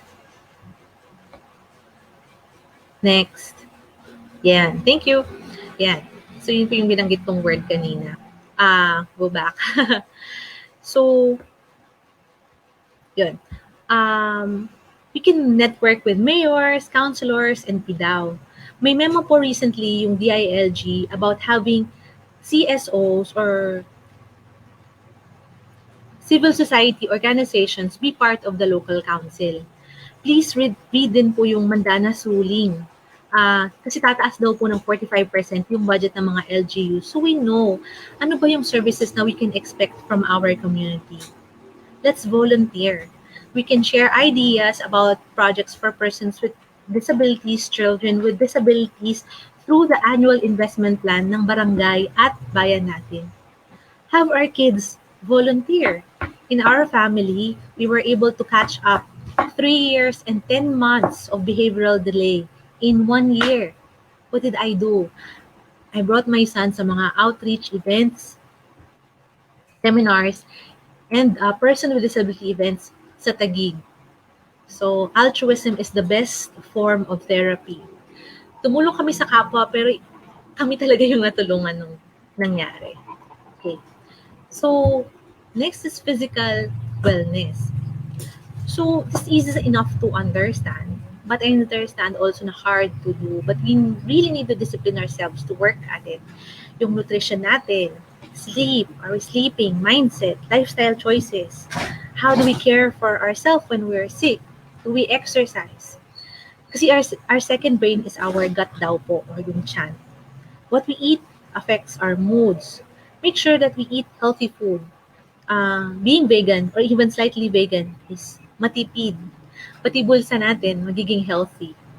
I used to be 72 kilograms. Hindi ko na po nakita yung pa ako pag nakatayo ako. But after 10 years, 63 kilograms na lang ako. Anyway, I'm not saying na 10 years talaga bago tayo mag-lose ng weight. What I'm saying is wag mawalan ng pag-asa. Yun po. So, next slide please. Occupational wellness. So, we need to do what we love. Una sa sarili natin and then for our child. Uh, find our purpose and sense of accomplishment, professional growth and development, job satisfaction and fulfillment. We need to find a job we enjoy and so that we will never have to work a single day in our life. Each of us has a gift, a talent to share with the world. We have to find that. Alam ko na yung anak natin may not be great athletes like Michael Jordan or may not be as smart as Stephen Hawking. Kasi alam na, ano siya, di ba? Talagang paralyzed from the neck down. But, miski na, yung talent lang natin is magluto ng turon. Pero siya yung pinakamasarap magluto ng turon sa buong purok natin. That's already something. We need to support our child. Yun. Ano ba yung talent? Meron akong nakausap na sabi niya, yung anak daw niya, ang talent ay showing love and care for other people. I think, her child can be a caregiver in the future. Hindi natin alam.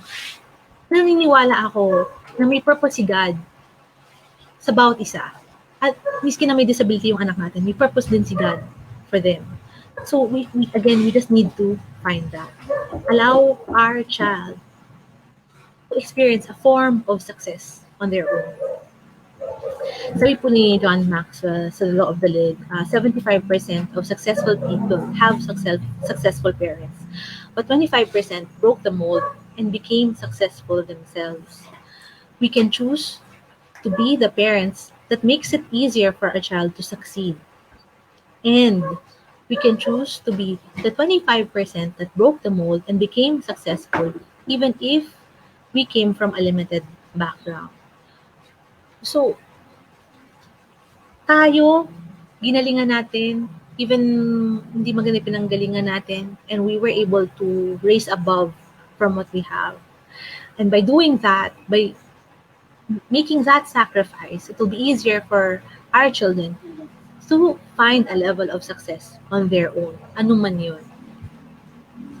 So, I want to share an assignment dahil po nagtuturo ako before. Please read the poem, Our Deepest Fear by Marian Williamson. Yan. So, next, intellectual wellness. Next, yeah. So this is linked with the first point I raised, which was research. Learning is a lifelong process. In this case, yung learning daw po is the fountain of youth. So I think if this is true, this is way cheaper than Bello, right? Let me share this story. I have this mentor, she's 63 years old. Lahat ng buhok niya white, pero yung skin niya is amazing. Di banat, di artificial. She has this glow, examine her. Ang daming PhDs ni Madam. Kaya mag-PhD din po ako. Baka sakaling gumanon pa ako. Anyway,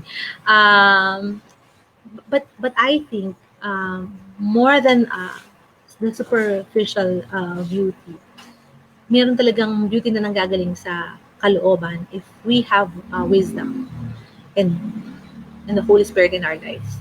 Yun. And leading to the last wellness, which is spiritual wellness. So I read this book sa Bible, sa Ecclesiastes. Hindi po daw natin tunay na mauunawaan yung planong ng Panginoon sa kabuuan. It's too big for us to understand. And I agree. Hindi ko po talaga maunawaan kung bakit nangyari yung mga bagay na yun ng bata ako, bakit ako nagkaanak ng may disability, bakit sumakbilang something yung asawa ko, but may plano ang Diyos. Say po dun sa Psalm, your eyes saw my unformed body. All the days ordained for me were written in your book before one of them came to be. So, bago pa daw mangyari, alam na ni God. I think this is really true. I could not have designed my life like this.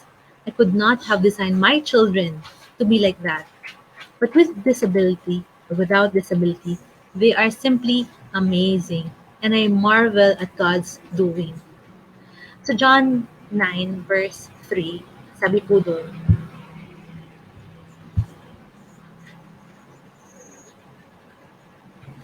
neither this man nor his parents sinned, said Jesus.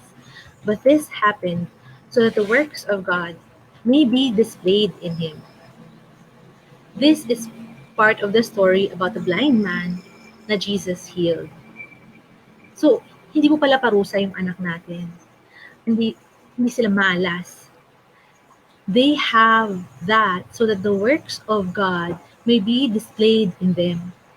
Maybe God is using our family to minister to people, right? We don't know. But whatever it is, ora et labora. Pray and work. Pray and work so that God may reveal His purpose in our life. So, recap po tayo. So, next slide. First, learn, research, seek wisdom, knowledge is power. Two, we need to have a paradigm shift, pagbabago ng pananaw. See the opportunity, not the crisis. It's the same thing, but look at things in a different perspective. And three, holistic view of health. Tingnan natin yung health natin sa kabuuan. 6 dimensions of wellness. And please remember 3 words. Ujima, so meaning collective work and responsibility. Bayanihan, we have to be hero for our kids and children like them in the community. The more we help others, the more we help ourselves. Ubuntu, I am because we are. We have a shared humanity. With or without disability, we are all primarily persons. Uh, Let me leave you with this. May kasabihan po, when life gives us lemons, make lemonade, right? I suggest, when life gives us lemons, make lemonade, tapos isave yung buto, itanim, make a lemon plantation, and we can make even more lemonade. May verse po sa Bible. It says, unless a seed or butil ng wheat, maybe you can use palay, butil ng palay, falls to the ground and dies, it remains only a single seed. But if it dies, it produces many seeds. Yung reflection ko po dito is, maybe I have to die to the image of what I should be, or of what my children should be. I have to die to my yabang and everything holding me back to become the best parent, best caregiver, best support system for my children. And if I do that, I allow my children to bloom and blossom and inspire other people and produce much fruit for our community and our society.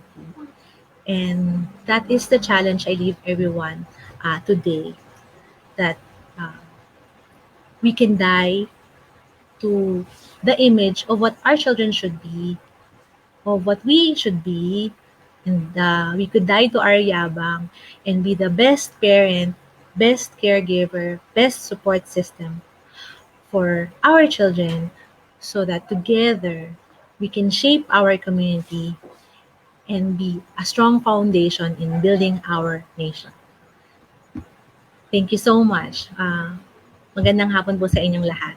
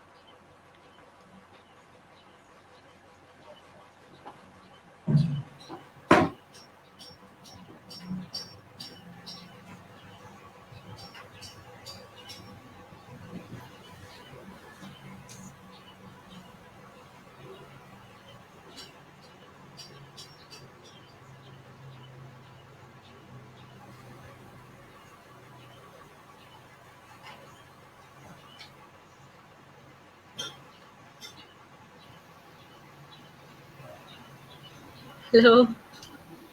Hi.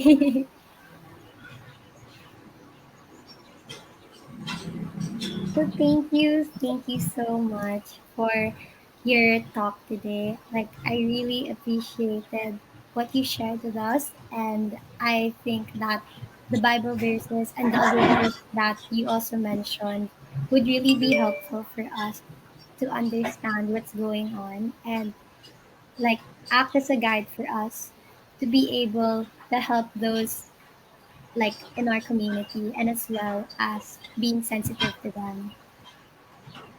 Is Thank there you. any yes. Steph, what can you say about what Miss Visperas told us today? Well, I think from all the Bible verses and the quotes that she mentioned a while ago, siguro, one thing that struck me the most is we have a moral obligation to raise and empower citizens. Well, yes, because I also believe that it is also important to promote advocacies like this about the Down syndromes to ensure that their voices are heard on the issues that are important for them, as well as empower the citizens to support and be aware of children with Down syndromes. Moving forward, let's show everyone the incoming activities of Hands and Inclusion for its fourth year anniversary. Well, let us begin with their upcoming premiere video on March 8, 2021, on all their social media platforms. This video will be more on greetings from some people who are believing in the spirit of one inclusion nation. Ngayon, nagbago ang mundo, buo pa rin ang tapang natin. Ngayong ika-4 na anibersaryo, may bagong tapang sa One Inclusion Nation. Also, Hands and Inclusion will conduct another webinar, Usaping Inclusion sa Kababaihan, webinar series of Hands and Inclusion Pilipinas. It will happen on March 27, 2021 from 1 p.m. to 4 p.m. on Facebook Live via Hands and Inclusion Pilipinas Facebook page. Details to be followed by March 7, 2021. Yeah, so these are the two surprises for the fourth year anniversary of Hands in Inclusion. Aside from their preparation for the fourth year anniversary, they are continuously selling merchandise. Yes, they are selling a lot. So, first off, we have t shirts with various designs. So, we have various designs that we're going to show via PowerPoint. So, in case the PowerPoint doesn't come due to technical difficulty, I'll just tell you some of the designs that we have. So, they have a design such as like to include puzzles in hands, helping PWDs, inclusion ako, bagong tapang, and all those designs will be offered in black and white shirts except for the HNI banner design that will only be given in the white shirt design. All shirts will be ranging from sizes small to extra large. For the white shirts, they will range from 430 to 460 pesos. Meanwhile, the black shirts will range from 450 to 480 pesos. To add a personal touch, you can have customized text placed in the back for just 50 pesos. Yes, and they are also selling Hni Tote Bags available in three designs and colors sizes small to large, ranging from 220 to 260 pesos, and additional 50 pesos for the text at the back. Yes, they too have three sticker designs that you can pick from to show your support for their organization. And lastly, Inklo mugs offered in white and black designs as seen on the screen for only 200 pesos. For item reservations, you may contact the Hands and Inclusion Facebook page. If you'd like to purchase any of these merchandise, you can pay them via GCash and PayMaya only. But wait, you may also donate via GCash and PayMaya for cash donations. Wow, thank you so much for that surprise announcement, Steph. It's nice to know that we can also help the organization through donations. For the viewers, don't forget that you can comment your questions, and that if you want to learn more and ask the speakers any questions even after this webinar, you can message the Hands in Inclusion Facebook page to forward your message to our speakers. Yeah, so don't be shy to just message the page if you have any questions. Having said that, may we call on the founder and the current president of Hands in Inclusion, Mr. Roylan Marlang, for the awarding of certificates to the speakers. A warm round of applause for our speakers. Before we conclude, Sir Roylan will give his final remarks of this webinar.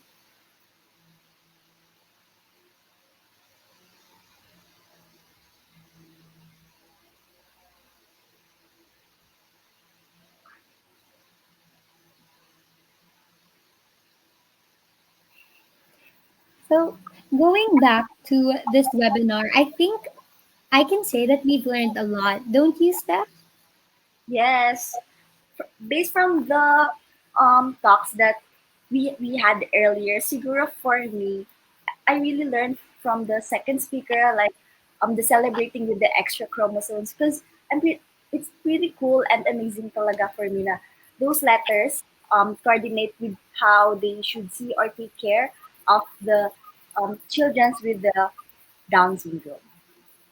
That's true. And I love how many of our speakers always emphasize that we shouldn't treat them differently and that we should always see them as our equals.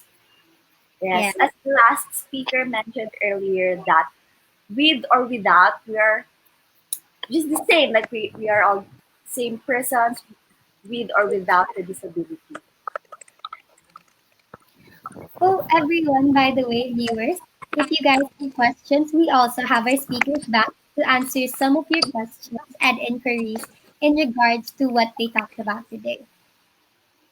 Feel free to comment down below if you have any questions.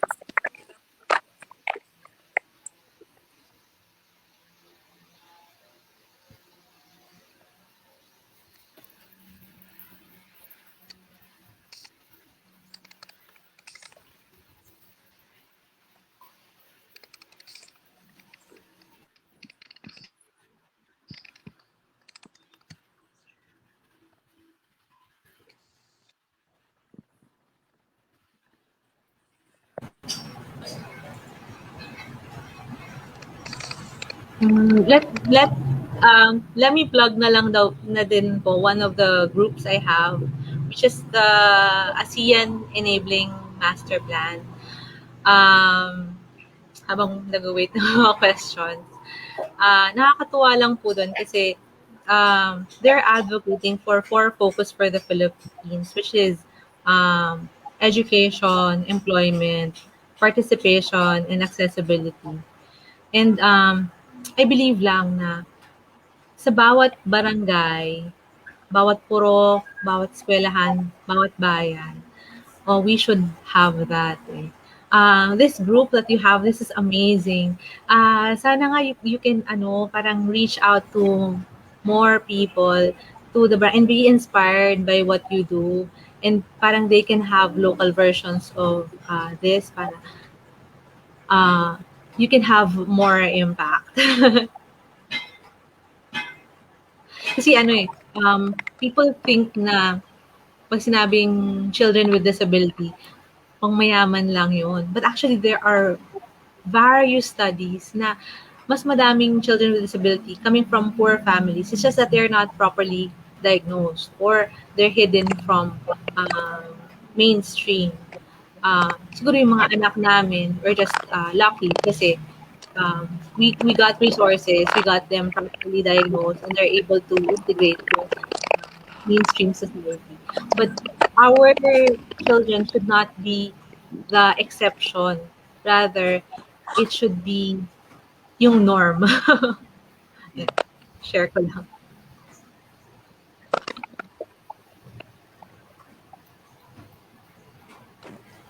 I'm actually just curious, Mrs. Susan, are you there? Hi. So I heard that you the president right now of Responsibilities. Is that right? Yes. So, I have a friend who is actually part of one of your projects, the Miss Possibilities campaign, and I was actually Yes. curious to know what more about it. Like, besides the pageant, what other projects does the organization have? For Miss Possibilities, it's for people of all different needs. So actually, we started with co-parents, founding the part about just I had an idea about doing a pageant because of my past, and so I wanted to do a pageant. And then from then on, we've just grown. So we also have a celebrity fashion show, which is also done on the same day. And like I said, our concept is really just to celebrate all the differences and to celebrate how they are. So it's not only acceptance, it's really to celebrate, to really to give them motivation. For me, we try to always have that in mind in all of our projects. So we've had medical missions. Dr. De Milanta was also part of our medical missions to Davao. We've done therapies, free therapy clinics, free medical missions. We do free horseback riding, which is hippotherapy, therapy for the kids. We have a number of projects and activities throughout the year. So it depends on if it fits like what age group. But we also do with it to promote, just also to like also create awareness. One of the main things that we do this for is it's free for everybody, so we don't have like a membership fee, we don't have anything, it's just free that you can follow us on our Facebook page, and then we just take as many kids as we can, and whoever signs up first, it's like first come first serve. So for us, that's what we really want to do, is just for families, for communities to not only to be aware, not only to accept, but as we said, to really celebrate, to really see that they are blessings. As Miss Mona was saying, that God doesn't make mistakes, and He already has this all planned out of why they're here and why they're here to teach us. There's so much that they can teach us. So that's what Miss Possibilities is about. Is that you'll see, as you see that all our children are, they have differently, they have different abilities. They're all differently abled in different ways. Even if they have the same diagnosis, their personalities and their abilities are so different, and their likes and their talents are so different, even with the same diagnosis. So we just want the community to give them a chance. Like as Ms. Mona was saying, I think that not everyone has the ability to get the therapist, to get to the right doctors, to get the right diagnosis. So the community should also come out and support with that, to help with that also. So that's what Miss Possibility is about. We are about 6 years old now, and so we've just been growing as with the community as co-parents, and not only co-parents but also people that care, volunteers. No one is on salary, so it's all volunteer basis, and it's just really wonderful to see how the whole community, including our celebrities, have always come out and supported us. So that's great to see that it's we can help people, and we include people on all different social economic levels too. That's really amazing, and I'm really happy that there are more organizations now coming to help people feel more included in society. How about you, Steph? Do you have any like questions or inquiries you'd like to ask our speakers today?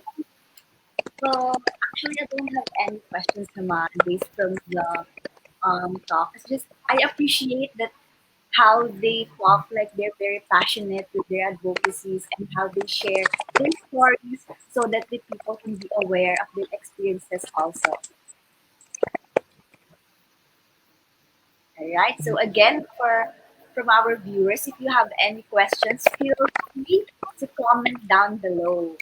Or if you have any questions like you're shy to type, you can just message the Facebook page of Hands of Inclusion so that they can ask our speakers.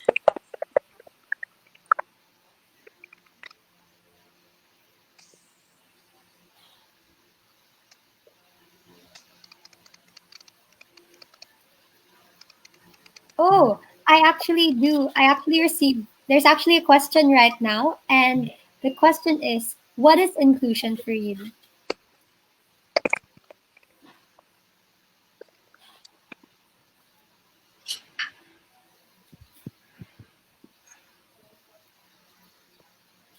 So Is this for anyone? Oh Yeah, yeah, this is for I'll anyone. let Miss Mona start first. yeah. Um, inclusion for me is capacitating each person to participate. Um, kasi we all have our level of strengths and weaknesses, di ba? And sa corporate laging sinasabi na uh, our team is only as strong as the weakest link. So, I think sa inclusion, we have to, parang team, di ba? Isa forward, isa center, iba-iba kayo ng roles, pero lahat yon important. And you all include everyone, and you uh, play together, play to each other's strengths. So that for me is inclusion. We play to each other's strengths, we include everyone, we recognize the talent of that person, and that we do not say na, oh, kasi maliit ka, hindi ka nakasama. Oh, ano yun? Kasi hindi natin alam, henyo pala siya, di ba? Yung pala yung, and we also um, look at it as multiple intelligence. So, yun. As I've said earlier, we focus on the capacity, not the disability. And we just pull everyone together to work together for a common goal. Yun. Yun yung conclusion for me. Pwede ba ako pang Miss Universe? Joke.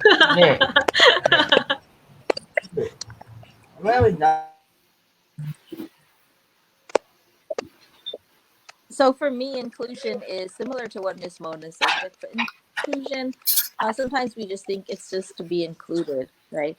But I think the way our minds work, how we compartmentalize, like just our typical brains, that we like to, like you said, like okay, even we don't always include everybody. We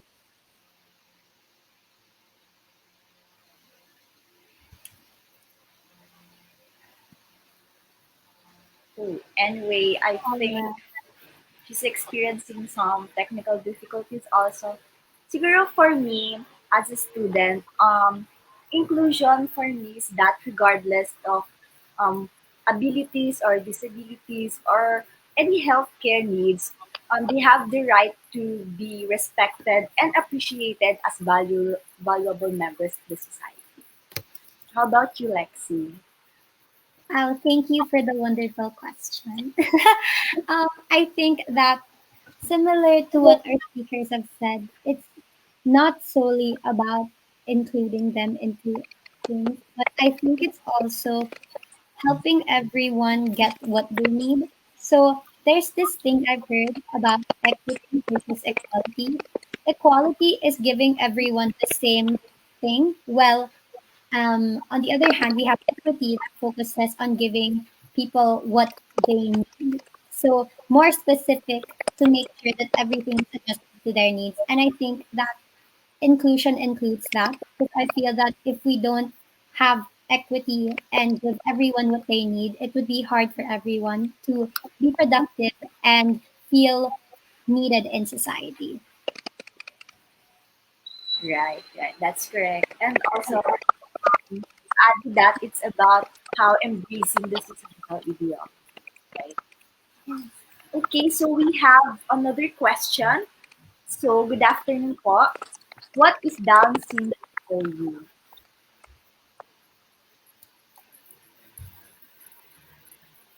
So, you can answer from our I speaker. for me, Down syndrome, aside from like the medical definition that we will get from our doctors, like Dr. De Milanta, but personally for me, Down syndrome, I think it has changed. Before it was that medical term, it was a condition. But then it has become part of our life, it has been a blessing. Down syndrome has really been a blessing, and I can honestly wholeheartedly say that. Sometimes, like what Miss Mona was saying before, we don't know God's plan, but but then like we just let it happen. It's really is God's plan that He's trying to teach us something. Some good will come out of it. But also as to pray and also labor, as Miss Mona says, like we have to trust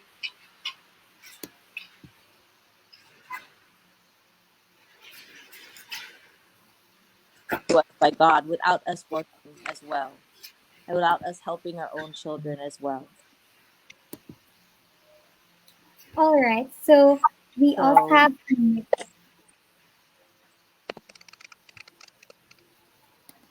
is Down syndrome learning or an intellectual disability?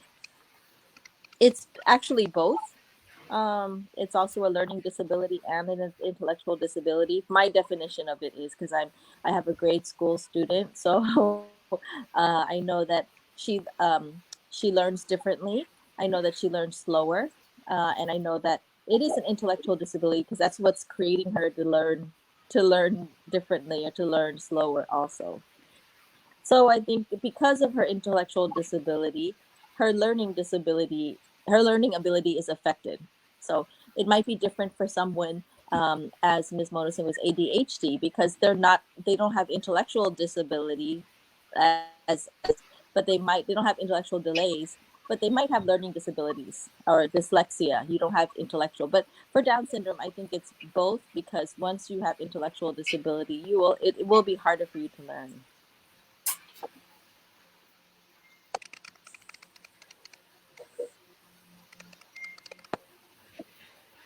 Anything to add, Miss Mona?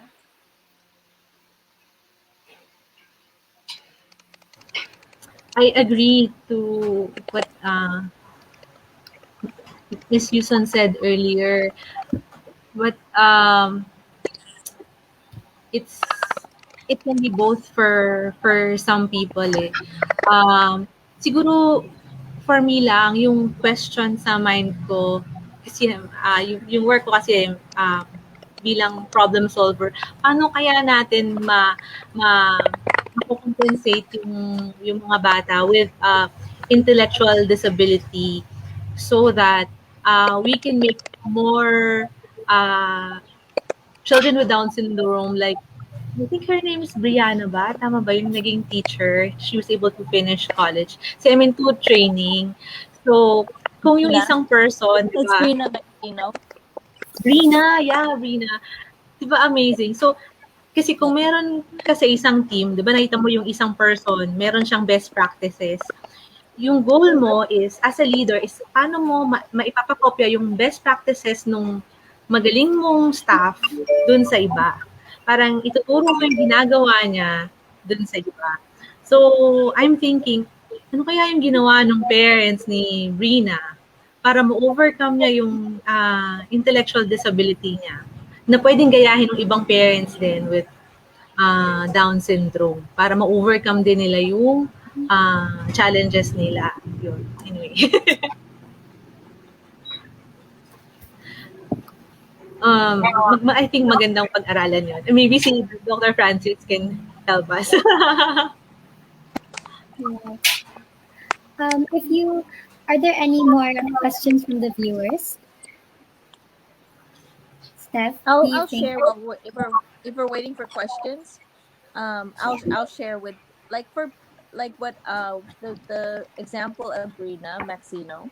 I actually know the family, and for Brina, I think it's like what everything we've been talking about today. It's the support. Her family, especially her father, is like her biggest advocate. Like when we have the happy walk for the Down syndrome awareness, we always say he'll bring out the whole barangay. Like he has had asked everyone to come. Even if so, just Oo. one whole part of the whole stadium will be for Brina.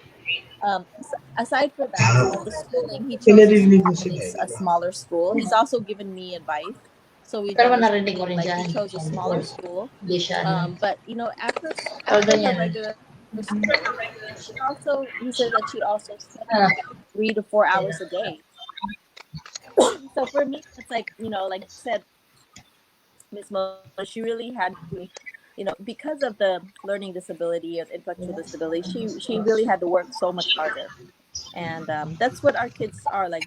It's not impossible, but we have to understand it. They have to work so much harder. So in turn, as parents or as guardians, we also have to work so much harder.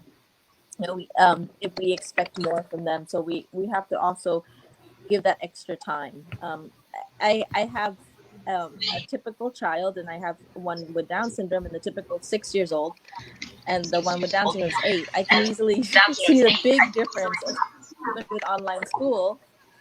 The 6 years old, I can just leave her now because she knows how to log in, log out. There's a big difference. So, as Ms. Mona was saying, that parents really need support. I can't imagine even more like single parents. They really need support with this with their kids.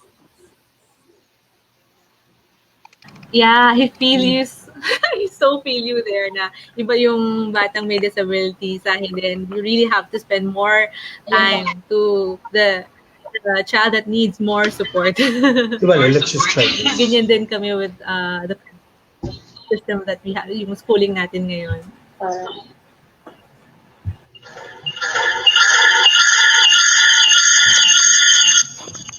It seems that Dr. De Milanta is here. Okay, Hello. thank So you. we were actually asked some questions, Hi. and Hello we would, po, good afternoon, Doc. yes, we'd love to hear your input on it. So, as said, we have PJ Albia who asked, is Down syndrome a learning or intellectual disability? Okay, so I think I'm on backstage. And it doesn't matter for as long as you can hear me. We don't hear you as much, Dr. De Malanta. Hello.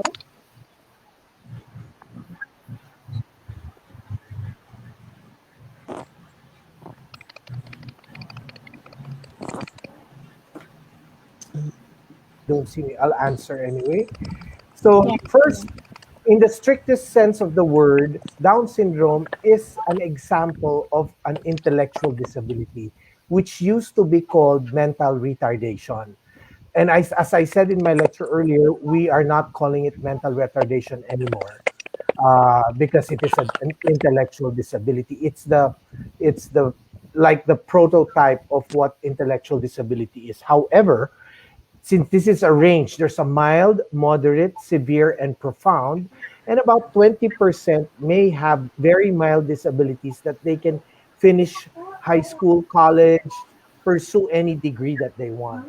So that's the strict sense of the word. However, um, there are some who may have a learning disability. The difference between both, so that everybody will know, is that when you have a child who has a normal IQ but poor school performance, that's a learning disability. One who has low IQ and low performance, then that becomes your intellectual disability. So there are variations. And for me, it's more of what can your child do? I don't even believe in this all these standardized tests that limit your child. Would moms, would you agree with me? So it's finding Yes, Doc. your child's place in the sun. There are some who are exceptional artists, nagdo-draw, kumakanta, nagpa-perform. So yes, we need this, and many schools always ask this from us, and we tell them it's a range. And they always want what level, what IQ. So, di ba, para sa akin, parang over the 20 years that I've been practicing, let's not put them in a box. Let's find out what can they do that others can't. You've seen children with Down syndrome who can memorize lines, who are artistas, di ba? Meron yun sa Glee yata yung isa. Then, a lot of them have finished schooling. So, again, there are many possibilities. That's why there is a Miss Possibilities, right, Susana? That's why you put it up, because again, let's see all the different abilities and now focus on the disability. All right, thank you for the answers. So I think wala ng questions from our viewers. So thank you so much for our speakers for your wonderful answers. They're all connected and brilliant. And having said that, may we call on the founder and current president of Hands in Inclusion, Mr. Roland Marlang, for the awarding of certificates to the speakers.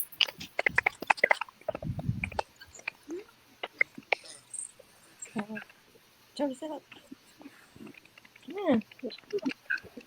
Stop. What are you wearing? Let me see.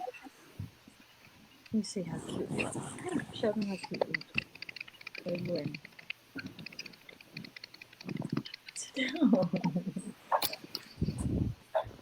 So while waiting, I just want to say thank you again to our speakers for spending the time to really educate us and inform us more about Down syndrome. I'd also like to take the time to thank our interpreters, Miss Kaja and Sir Tang.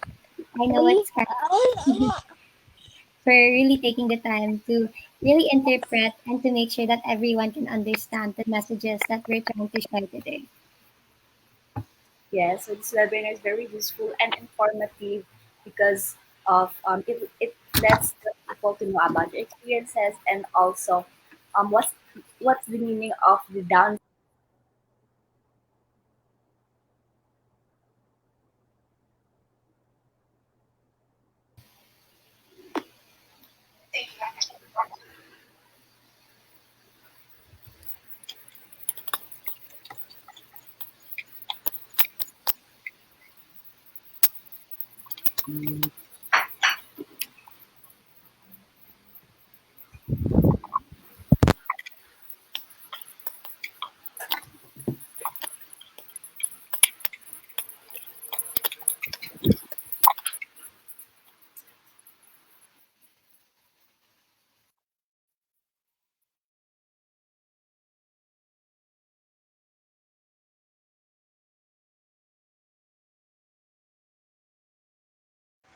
His valuable participation in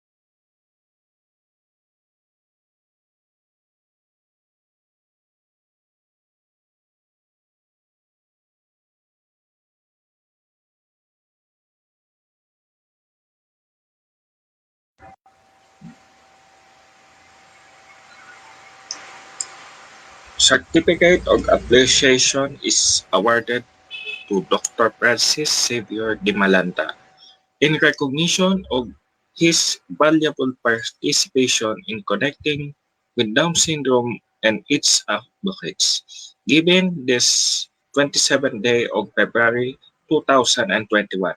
Signed, yours truly, Roylan Marlang and Christian Gerald Chan.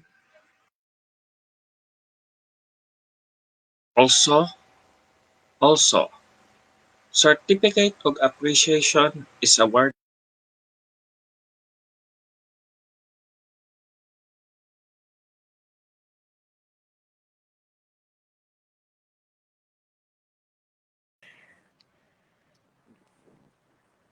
Hi.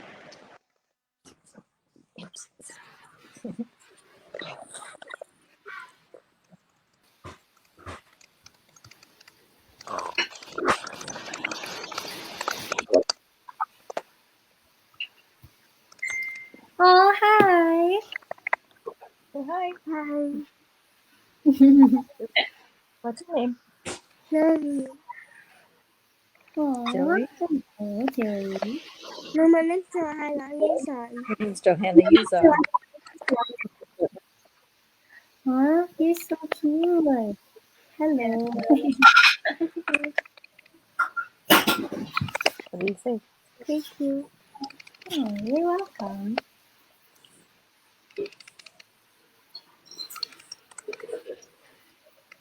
I'm Rosalie. Yeah, you Can you have hear Down me na? syndrome. Joey. Hello? Dito. Mm. Yeah. Hello? Hello. Hello? Hi. Can can you Do you like? can you hear me? Yes, Yes. Can we you are hear here. me? Okay. Yes.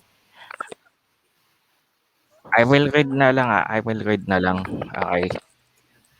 So, certificate of appreciation is awarded to the following people.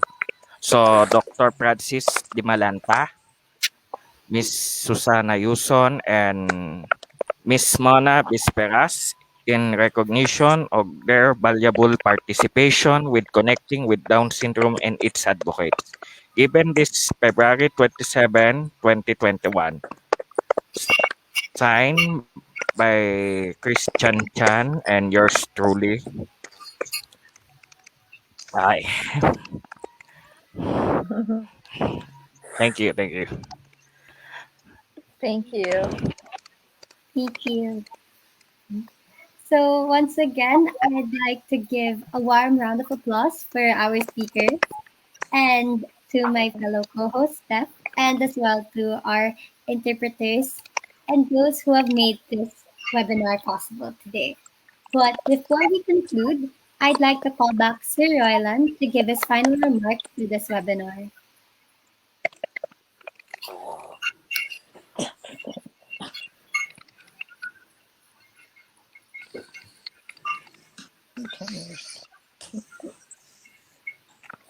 Thank you. Thank you.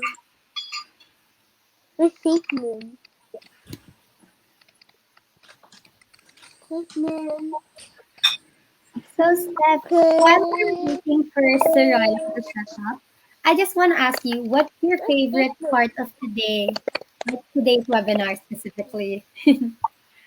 As I mentioned earlier, my favorite part talaga was the during the second talk because I really learned about Mm, that. And the fun fact, like for example, the March 21 thing. Yeah. yeah, definitely. I really love how, like what I said a while ago, I really love how right now we're told to really celebrate everyone and not just place limits on people because I feel like traditionally people That have is always funny. had conceptions on What is that? those with Down syndrome, but I honestly think that they're so capable of many things, such as the one that they gave us an example, Brina, who was able to become a teacher, right? And I think that it's really about encouraging people and not holding them back. Because I feel like if we just continuously hold back people, then they won't be able to reach their full potential. Yeah, that's true. That's true. I totally agree with you.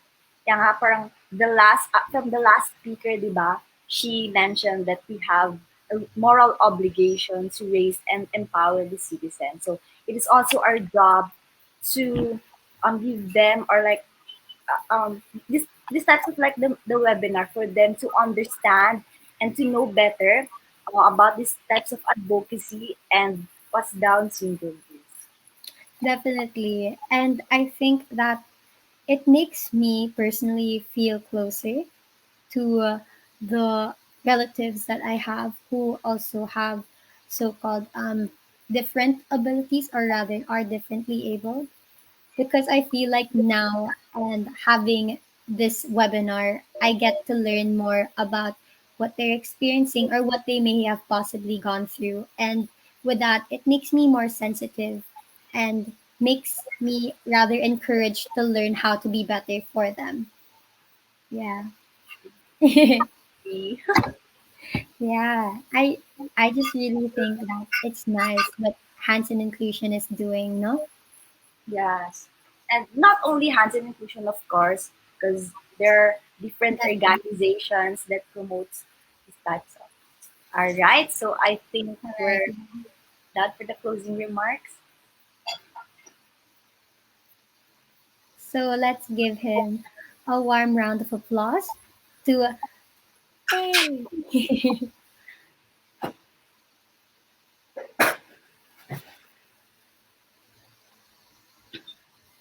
Hello, Sir Rylan. Are you there?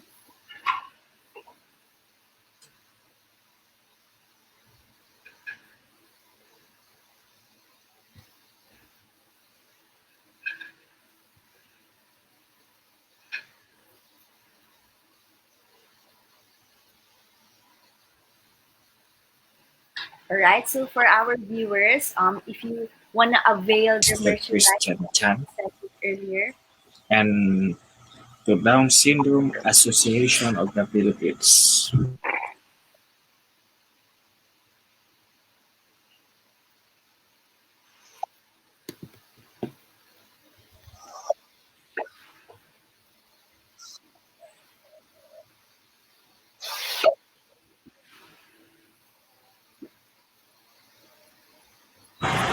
To all speakers, to all HNI members, especially my co-chairman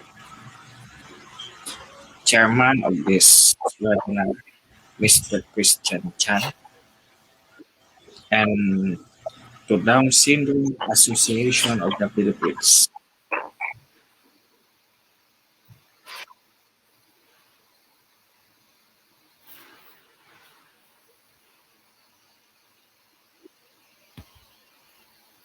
Like what Steph said a while ago, if you guys want to look at their merchandise, you can just go back to the Hands and Inclusion Facebook page.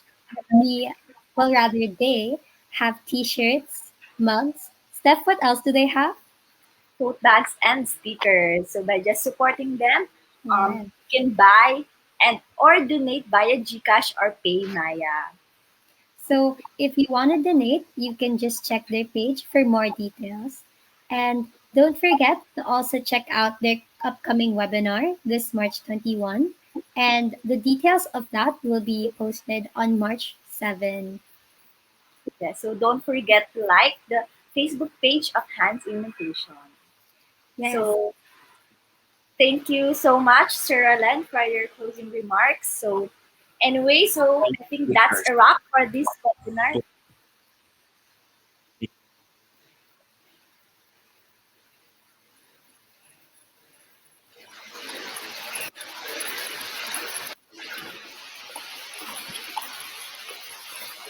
So such as to Steph all mentioned, speakers,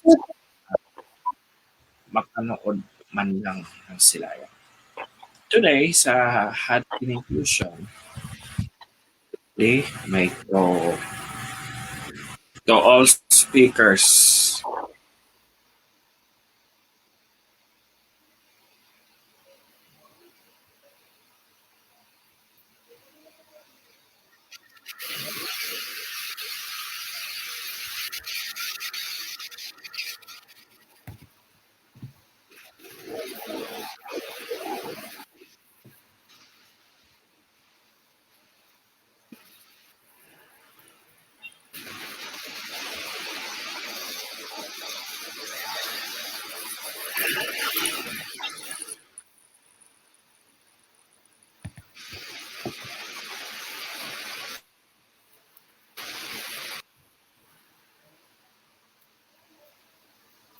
all right, due to technical difficulty, it seems that Sir Roylan is not able to share his remarks. But as he wanted to say, he just wanted to say that he was thankful for those who really took the time and for those who really wanted to learn. He also thanks the Down Syndrome Association of the Philippines. And with that, we are ready to close our webinar today. Yeah, so again, if you have any questions, just feel free to chat the Hands in Inclusion Facebook page. So stay connected to their social media accounts that may flash on the screen later. So thank you very much for watching Connected with Down Syndrome. Again, I am Steph. And I am Lexi, saying, May Almighty God bless us. Ngayong ika-4 na anibersaryo, may bagong tapang sa One Inclusion Nation. HNI, God first. Good afternoon, everyone, and I hope you have an amazing day. Thank you, everyone. Thank you.